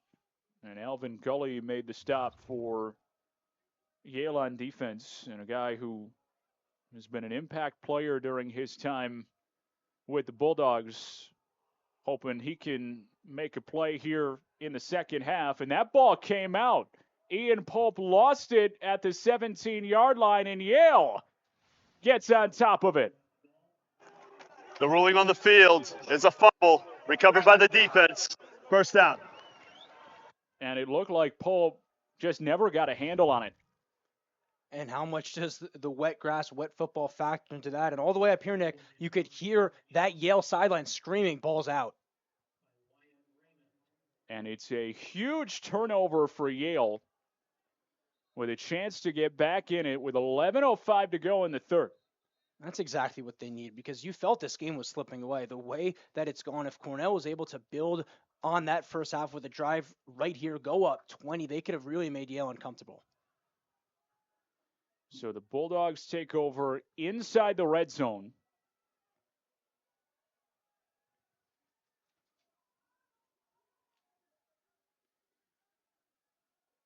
And they're going to a new quarterback. Marshall Howe takes over with Pitzenberger in the backfield. Pitzenberger taking on contact, and he's inside the 10-yard line. Picks up a first. And Pitzenberger running hard, running tough, up the middle, moving the chains. Tony Reno telling us during the week that it was a close battle as part of this quarterback competition.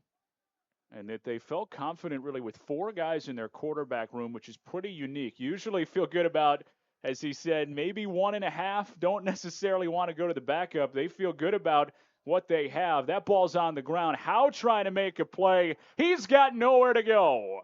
Trey Harris on the edge. Tackle for loss. Potential for disaster right there, and a good job from Howe to regather the football, just run with it. Plays busted, but Trey Harris threw him down with authority. So after the Cornell fumble, Yale having trouble on the exchange as well.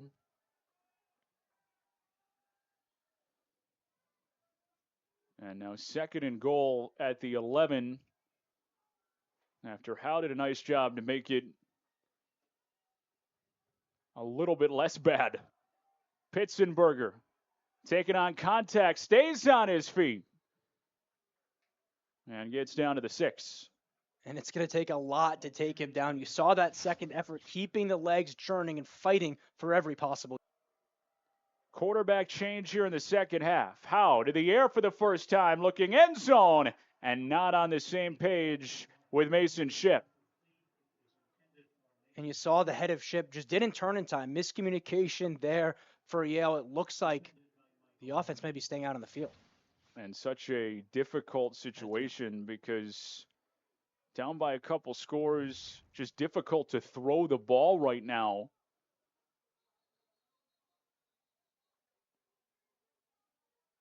And on Timeout for an injured player. 4th and goal from the 6, Yale will eventually bring out that field goal unit with a timeout for an injured player.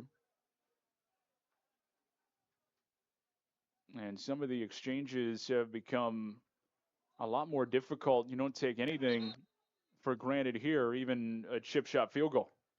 Yeah, and down 13, we saw a similar situation earlier. Cornell gifted the ball in the red zone. They weren't able to punch it in. Well, a similar thing here. Yale with a chance to cut it to a 1-score game. They're unable to get 6. And Hunter Sloan being helped to the Cornell sideline. A huge piece of that defensive line.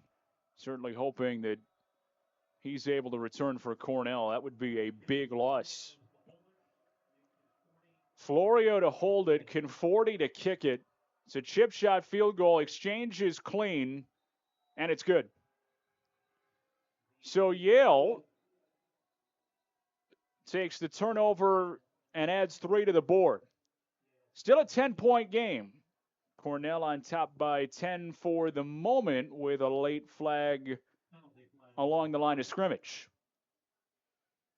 And if it's on Cornell, it may change the equation about kicking or going for it. I feel like if it was close enough, Yale would want to go for it in this situation. Yeah, if you get it to 4th and 1 down 13, you got to trust your running back to try to fight through for a yard. Especially with the way Pittsburghers ran today. But this is a situation where maybe 4th and 6, you have to throw it a little bit too far. If you get the benefit of the penalty. Offside, defense. That penalty's declined. Field goal is good. And yet, the Immediate timeout. You never take points off the board. Tony Reno doesn't.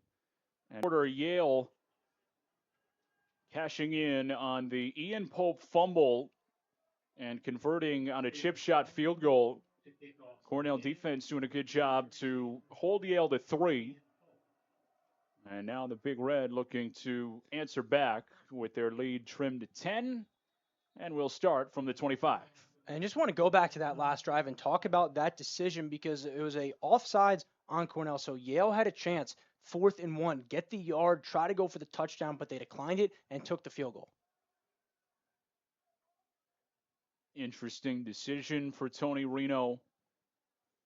Now you still look at the clock. There's 9 minutes in the third. You have the whole fourth. So the philosophy is there's still plenty of football to be played and let it play out. Trying to play some of the momentum. Big Red from the 25. Jontu Reed wrapped up in the backfield. And the Yale defense, as it did for most of that first half, doing a nice job against the Cornell running game. It's Abu Kamara up from his safety spot to make the tackle. Shot out of a cannon on that play right there. You'd see some juice in this defense. Cornell making a couple of big plays in the passing game in that first half. Conditions making it tough. Option. Reed to the sideline, breaks a tackle and keeps on going. He stepped out of bounds near the first down, and Jontu Reed showing off that combination of speed and strength. And that's a play that Cornell ran a few times last week. They love Reed in the option, get him in space, and a good run for number 22.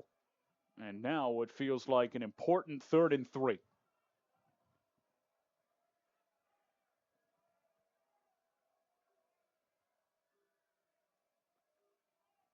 Pressure comes. Wong stands in. He's got a man wide open. It's Ryder Kurtz. Nothing but green grass. Kurtz inside the 10. House call. Touchdown, Cornell.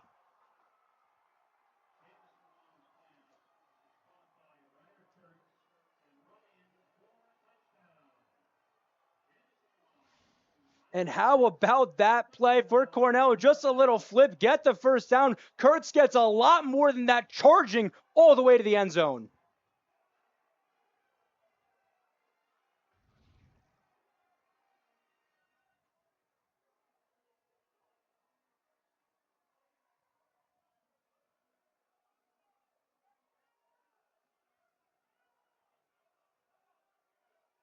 And what a response by Cornell after the turnover.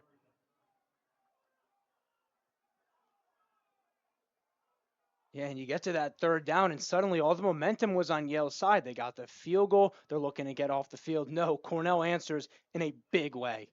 Kicking team. 5-yard penalty. Retry.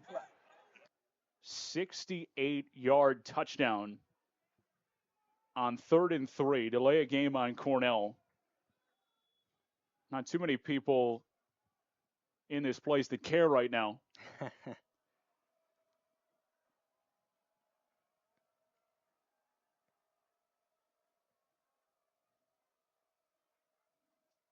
little bit more difficult extra point, and it's no good. So see if the missed PAT comes back to hurt Cornell, but right now they're on top by 16. Dan Swanstrom told us this week, don't forget about tight end Ryder Kurtz. Well, Yale forgot about him until he was in the end zone.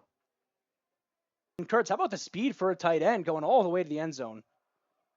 3rd TD pass of the day for Jamison Wong, up to 236 yards through the air after a 68-yard catch and run by Ryder Kurtz on 3rd and short. Here comes along the near side, a good run back. It's Joey Felton along the sideline, bringing some juice on special teams for Yale, and he's bounced out of bounds past the Cornell 40-yard line. For all the fun Cornell's having, this game is far from over. The missed extra point after that penalty keeps it a 16-point game, so 2 possessions down are the Bulldogs, and starting off this drive with great field position. And what a return by Joey Felton. Just when Yale needed a big play, their senior returner delivers. And now Brogan Mackay back into the game.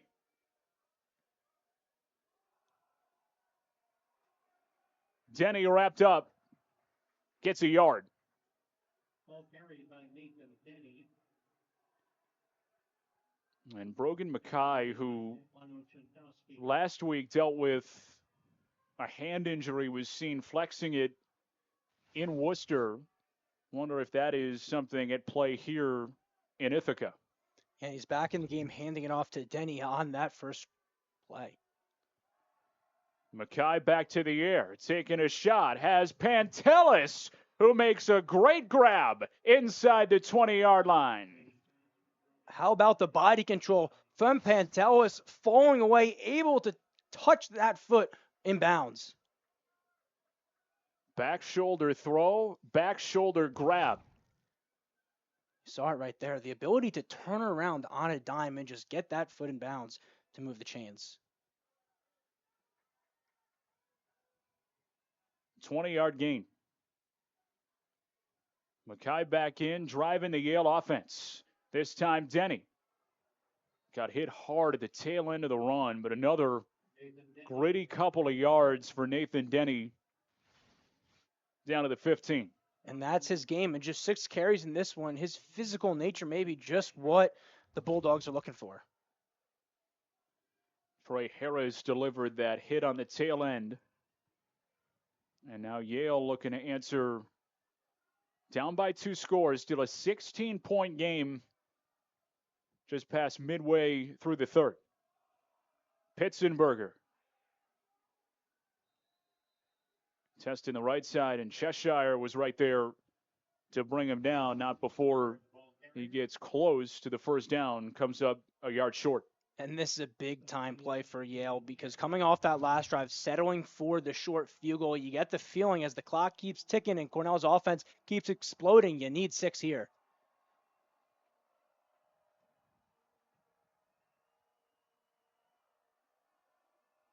Yale offense that is 4 out of 9 on third down today. Ground game. Pitzenberger picks up the first. He's inside the 5. First and goal for Yale. Exactly what they're looking for. That tough running, able to fight through the defensive line and push forward.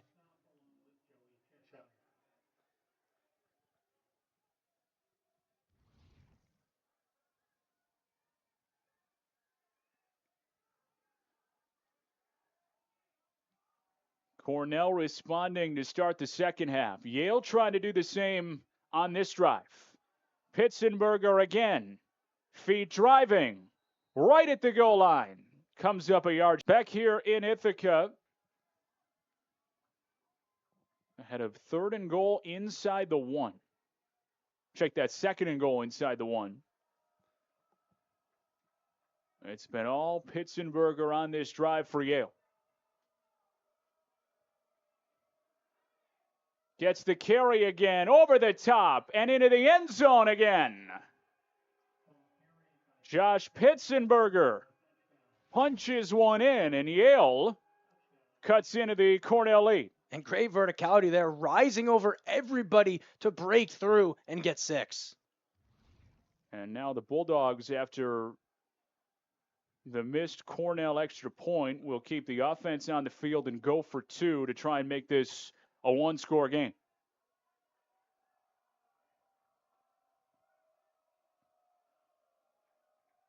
And this is where that missed extra point proves a big moment here because this could be a 3-point swing for the Bulldogs. Pantelis in motion. Mackay will throw it. On the move to the right. Throws it up, deflected, and incomplete. Cornell's defense comes away with a stand. Media timeout. Incomplete. Yale gets the touchdown, but not the 2. It stays a 2-score game. Cornell band loving it. Big Red on top by 10 here in the third. Nick DeLuca, Ryan Gregoire, happy to have you with us this afternoon. Yale gets back into the end zone in a big response for the Bulldogs, but maybe an even bigger response for Cornell's defense to turn away the 2 and keep it a 2-score game. Yeah, keep this a 10-point game, and now you go back that drive where Cornell misses the extra point doesn't loom as large. We've seen everything in this game, Nick, so nothing will surprise me here on out. It is the Ivy League. Nothing almost ever surprises. And something that Tony Reno talked about really with his program on an annual basis, said that we get our guys ready to try and win the game on the last play, because we know in the Ivy League you can throw out the records, throw out the preseason poll. It's always going to be close. So we want our guys prepared and ready to go to win close games, to show up when it matters most, take advantage of those moments when they come. And Yale trying to do that, but got to put themselves in position, trailing by 10. Ian Pope on the run back. And he's tripped up just shy of the 25 with a 22-yard return. And Cornell's offense back to work. Last time out, big play a 68-yard Jamison Wong TD throw to Ryder Kurtz. And third down, nonetheless, and Wong was just looking to move the chains. Found Kurtz had a ton of grass in front of him.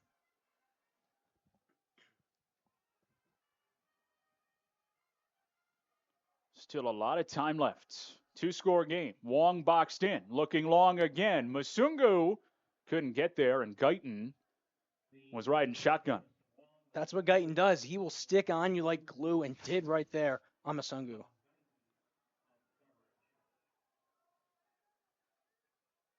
Guy that has been a staple part of this Yale defense for a couple of years. Tony Reno said he doesn't say a ton, just plays with a big smile. This time Musungu makes the grab, going at Guyton, and finishing that run forward, comes up a yard shy of the first. A nice quick out there to make this a third manageable. Musungu kept the legs churning, kept his strength to push it and get close to the sticks.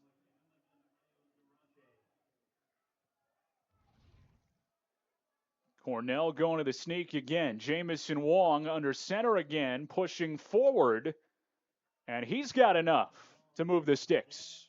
It's the second time we've seen that. The second time it's been successful for Cornell, getting to the line quick, going at the quick snap. That time, a nice push up front by Pope. And don't see it a ton in today's day and age of college football, something that Jamison Wong did most of the time last year, playing from under center.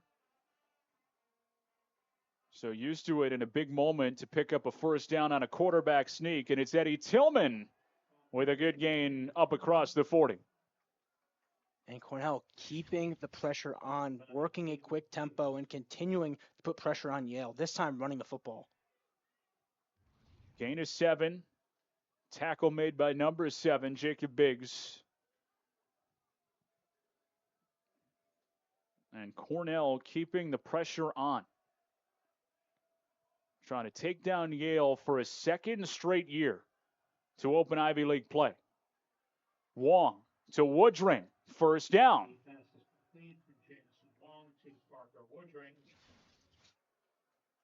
Woodring found a nice pocket of grass right there, gets the ball, and just moves the chains. Cornell offense that has been really good today. Closing in on 400 total yards. They're at 375.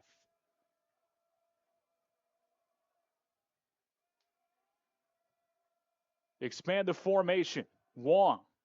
Pressure coming. Spins out. Gets rid of it. And he was just trying to get out of dodge with a throw-in. Smart play there. He can't take a sack and stall this drive. So give credit to the Yale front 7 to force the pressure.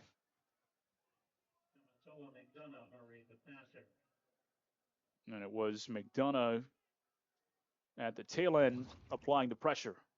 First time we've called his name today, but he's a key cog on this defensive line. Second down. Tillman with a seam into the secondary. Eddie Tillman head over heels inside the Yale 40. Taking what the defense gives you. And how about that blocking up front from Cornell? Just a straight line run and a wide open hole. And it's another chunk run for Cornell. Up over 140 yards on the day. And a couple of big runs to really carry.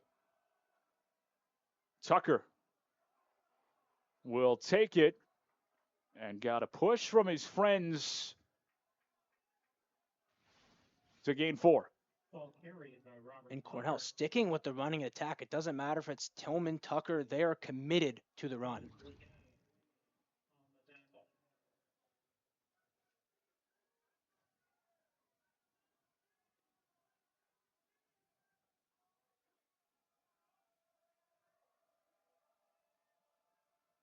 Cornell going to let this play clock wind down. Final minute of the third. Tucker again. And he's got a first down again. Cornell moving people up front. If it ain't broke, don't fix it. Look at this front from Cornell. They're making it so easy on the running backs just to take what the defense is giving them. And that competitive stamina that Dan Swanstrom was looking for this afternoon has shown up through 3 quarters. Quarterback keeper, Wong, slides forward for a few. Getting his legs involved. And Cornell is going to take this to the 4th quarter. Couple of big turnovers in the first half. Couple of big plays for Cornell in the second. Take it 10 That's points the end into of the the third 4th quarter. On a soggy afternoon here in Ithaca.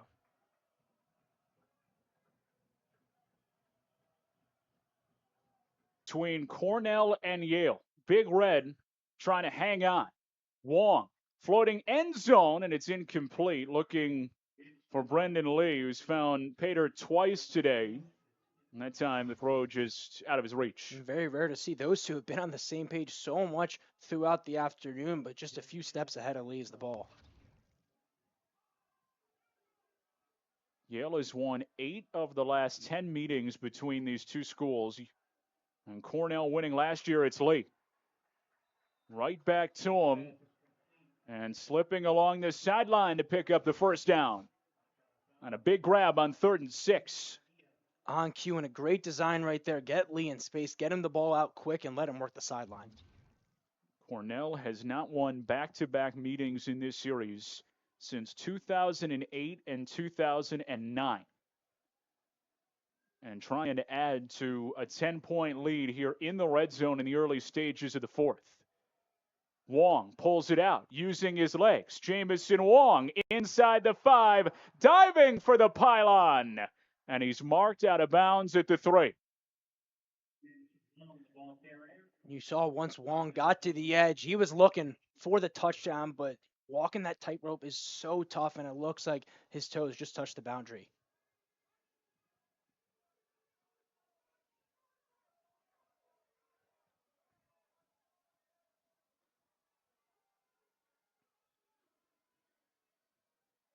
First and goal for Cornell.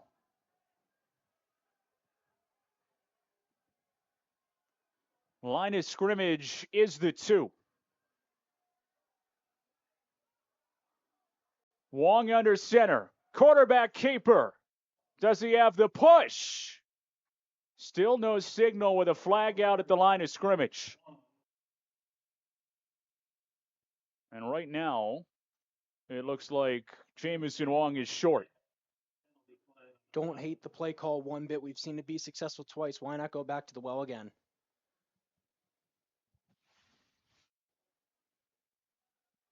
And a great shot by our crew right down the line at the end zone.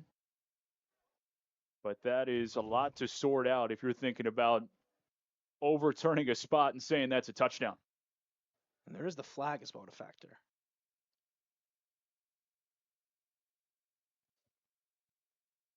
Still waiting on Alex Perella.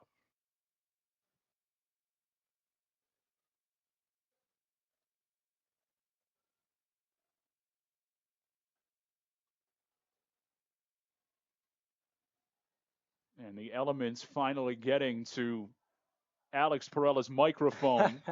So 2 penalties on Yale. Illegal substitution and offside.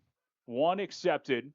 First and goal for Cornell, about 3 inches closer to the goal line. Yeah, it's hard to be much closer to the end zone than Cornell is right now.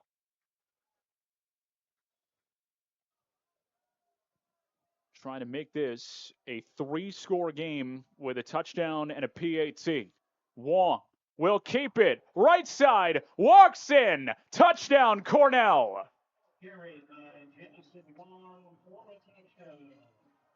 3 through the air, 1 on the ground, and Wong adds to the rushing total.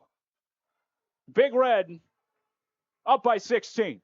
Nick, that's his 21st career rushing touchdown. I'm not sure the other 20 were as easy as that one. What a great play design. He walked his way in for 6. Now Ellen Zhao on for the extra point, trying to make this a 3-score game. Missed earlier. This time, he knocks it through. Cornell on top by 3 scores in the fourth quarter. How about a 40-burger on the board? Big Red lead it by 17.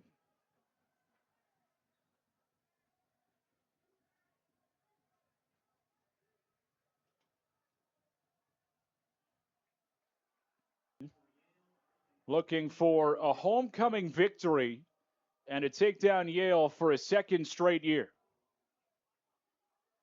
Short kick and a fair catch at the 21-yard line. Big Red trying to keep it away from Joey Felton, who had the big return on the last one. And Luke Foster takes care of it to set up the Bulldogs at the 25 with some work to do in the final 13-plus minutes. Nick, you just said it. It's getting late early for the Bulldogs. Down by 3 scores, 13 minutes, so you still have clock to work with. But this is a drive. I think you look back, if Yale's going to come back, this is going to be an important one. And Brogan Mackay making his first college start, facing a serious deficit in the fourth quarter. Pressure, flag out. Mackay will scoot it up the sideline, but that one's coming back. Yeah, that's textbook holding right there. You see a few Cornell interior linemen clapping their hands once the laundry got tossed.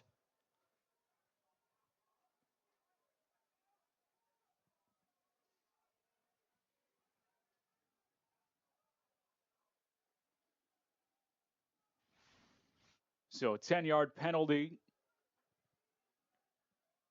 Got to do the work for Alex Perella now. You're doing it all today, Nick. I know, my goodness.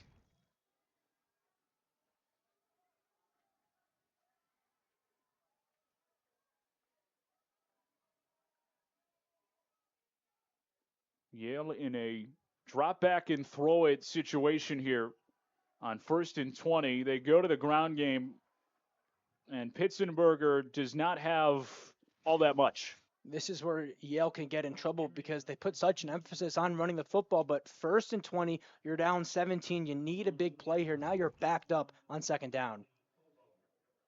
And Mason Iacovelli doing a nice job up front to work through a couple of blocks and force the tackle. Gain of 3. Mackay pulls it out on the perimeter, looking to run, and there's nothing there. Luke Banbury lowered the boom. That didn't fool him one bit. He went step for step with Mackay that entire way. Eyes on the quarterback the entire time, keeping pursuit and making a great play. Loss of about a yard. Yale needs to get to the 35 for a first down. On 3rd and 16, Big Red rush 3. Underneath it's Denny. Lost the ball and comes up just a little short. Out of bounds at the 31 and down by 3 scores. Yale's probably going to have to go for this. Yeah, it's decision time, and Denny's been the 3rd down back, so if you're going to go for it on 4th, that's a smart play. Make it a much more manageable 4th down. And Trey Harris forced the ball out. Going to take back a couple of yards from where Denny finished along that sideline. 4th and 4. Key moment in the game right here. And some movement early. And look how juiced this Cornell defense is right now. Officials talking about it for a moment, and it is a false start.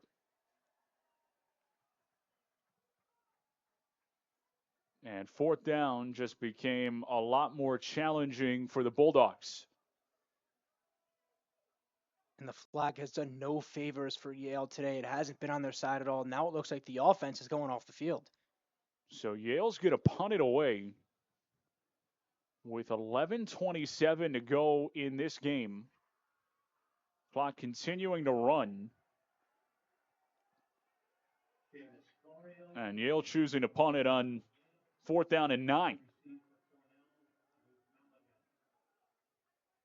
Malaga back to return. Florio sends it away. Gonna let it bounce inside the 25. Cornell just happy to have possession, and it's down at the 21-yard line. Good punt by Seamus Florio, but Cornell's defense does the job again. Stop after stop in the second half. And that flag really changes things for Yale. And you look at their thought process. If you don't get that 4th and 4, this thing has the chance to snowball. You set up Cornell in plus territory. Now you back them up all the way at the 20. You're still down 3 scores in this one, but 11 minutes, you pinned them. If you're Yale, you're hoping for a quick 3 and out. Has been hard to come by in this second half. Cornell's offense has been explosive. Shovel into the boundary. And Pope tiptoeing along the chalk, and he's out of bounds at the 23. Cornell has done a great job with the run, but getting different backs involved. You have 4 running backs with 3+ carries in this game. That doesn't factor in Wong with 10 of his own.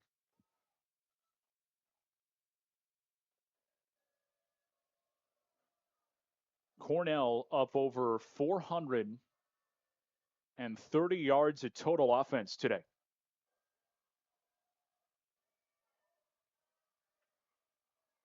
And Jamison Wong has been leading this offense all day long. Yale defense gets in with a measure of revenge. Alvin Gully with the TFL. That's a big play right there. It sets up a 3rd and 11. And when you're Cornell, you're going to continue running the football. It's done you well. You have this lead. You're trying to turn the clock. Yale all over it, sniffing it out. Nice play by Gully. 3rd and long. See if Cornell would think about going to the air here.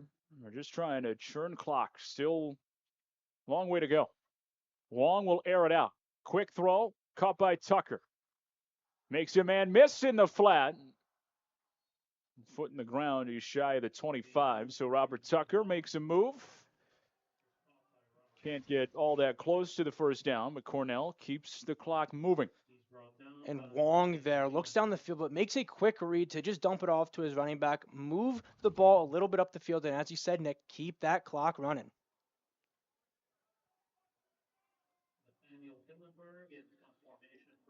Nate Hillenberg set to punt it away, taking over for Aiden McCarter, who was hurt in that first half after being run into. Set up a Cornell touchdown, and Hillenberg gets it away. It's going to take a Cornell bounce. It's over top of Felton's head, and it's going to roll inside the 15-yard line. Hillenberg ready for his moment. What a punt.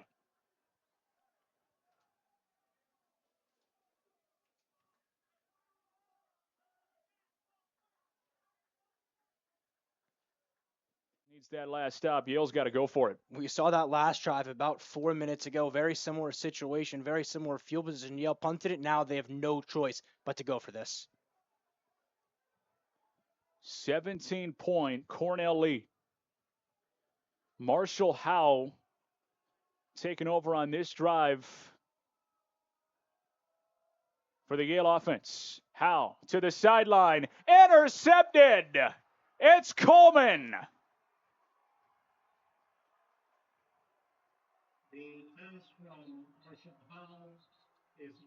Coleman putting a bow on the series of his life. 2 pass breakups, then ties it in with interception on 4th down. It is all Cornell right now. Into a sea of red on the sideline.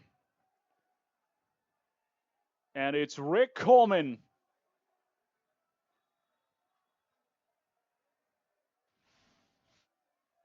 Who might have just made the play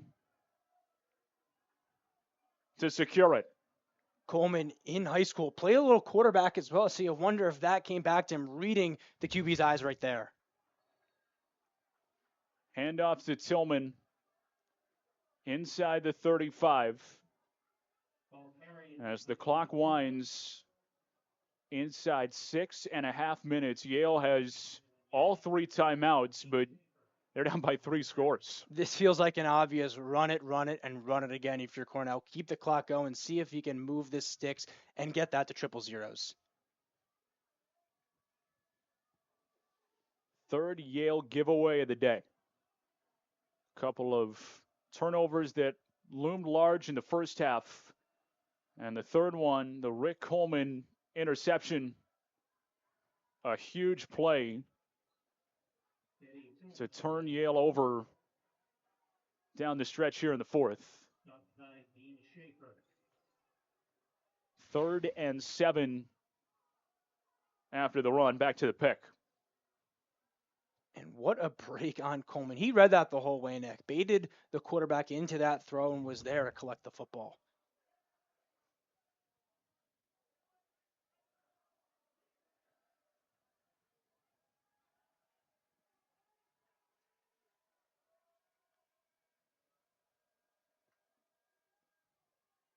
Wong will keep it. Left side in a seam. He's close to the first down. He got it. Jamison Wong, dynamic with his legs, and does it again. He's the guy you want with the ball in his hands at the end of the game. And look at that fake. Gets by the defender, runs straight forward, and moves the chains once again. Cornell can feel it. And all these fans sitting through the rain, they can feel it as well, Nick. Dan Swanstrom taking over this Cornell program, trying to lead them into a new era, trying to bring in a new chapter to compete against the best in the Ivy League. And I can't think of much more of a statement, first game at home, than knocking off the 2-time defending Ivy League champs. Said he was excited to be at Cornell, but knew there was a lot of work to do. Laser focused on what he called a great fit with the school and the administration. Guy who made a stop at Ithaca College, familiar with the area, but said that wasn't really a part of the decision, just a bonus. Really believed in what Cornell and Cornell's football program can be. Here's Tucker. Slips a tackle. Tucker got a first down.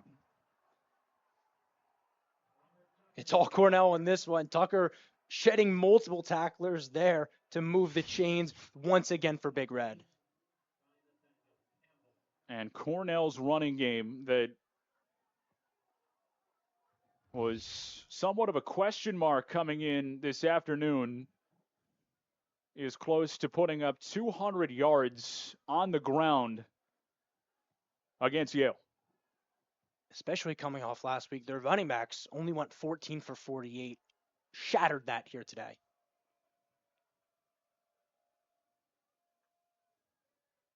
Here's Tillman. No reason to do anything but run it. And it's another good gain for Cornell on the ground.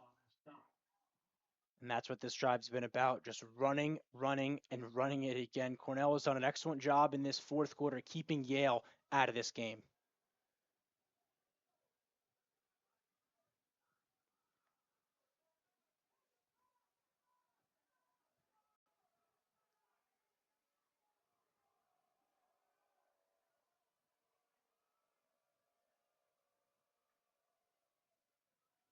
Tillman again.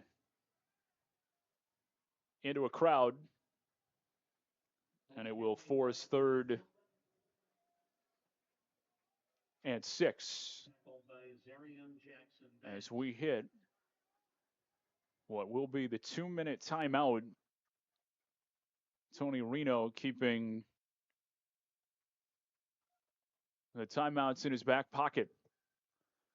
So Yale with a impressive win in week 1, has not been the same on the road. 2 minutes away. Up by 17 on the preseason Ivy League favorite. Tillman on third down gains a yard. And now Cornell facing fourth as the clock continues to run. Tony Reno not using the timeouts.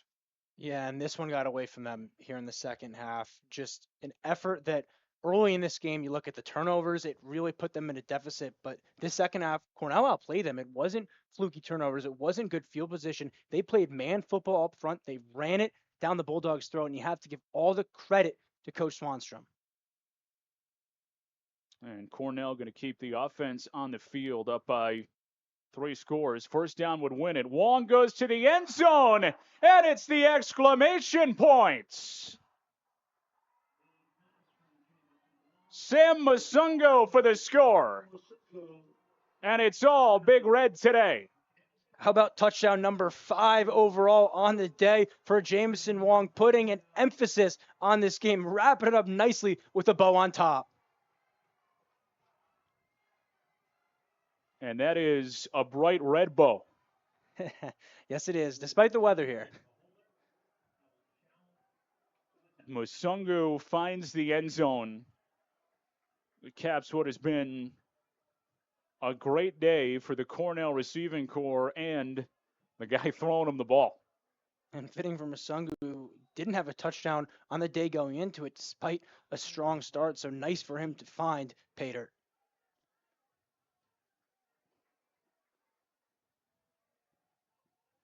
No, flag on the play initially. Now resetting the play clock here.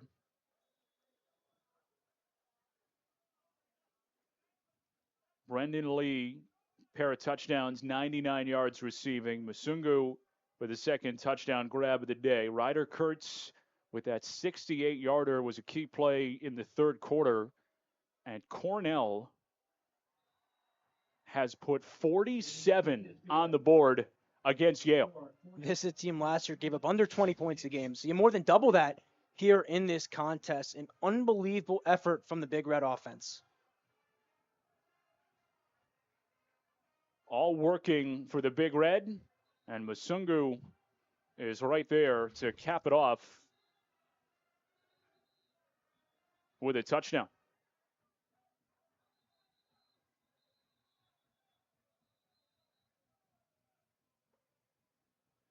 And what a day for Jameson Wong.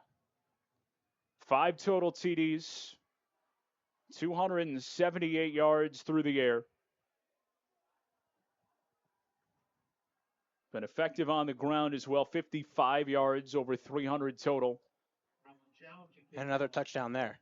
And he's just been phenomenal. Big plays, too. It wasn't just, dump offs and everything like that. Early in the game, it was the play action. Lee had those 2 touchdowns. I think that set a true tone for Cornell that they weren't going to go away quietly in this one. Chip kick by the Big Red, again, trying to keep things away from Yale returners. Play it safe. But I think they're in good shape. Yeah, it would take a lot, Nick. And what a day for Cornell and Dan Swanstrom. Word of the day was respond. And today, they responded. And that might put it lightly, too, because what they did in this game is they took it over the top.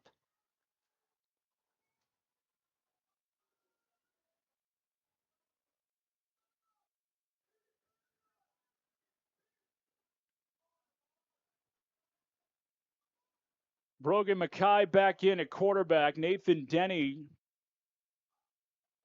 will get the carry. And a couple plays here before the final whistle.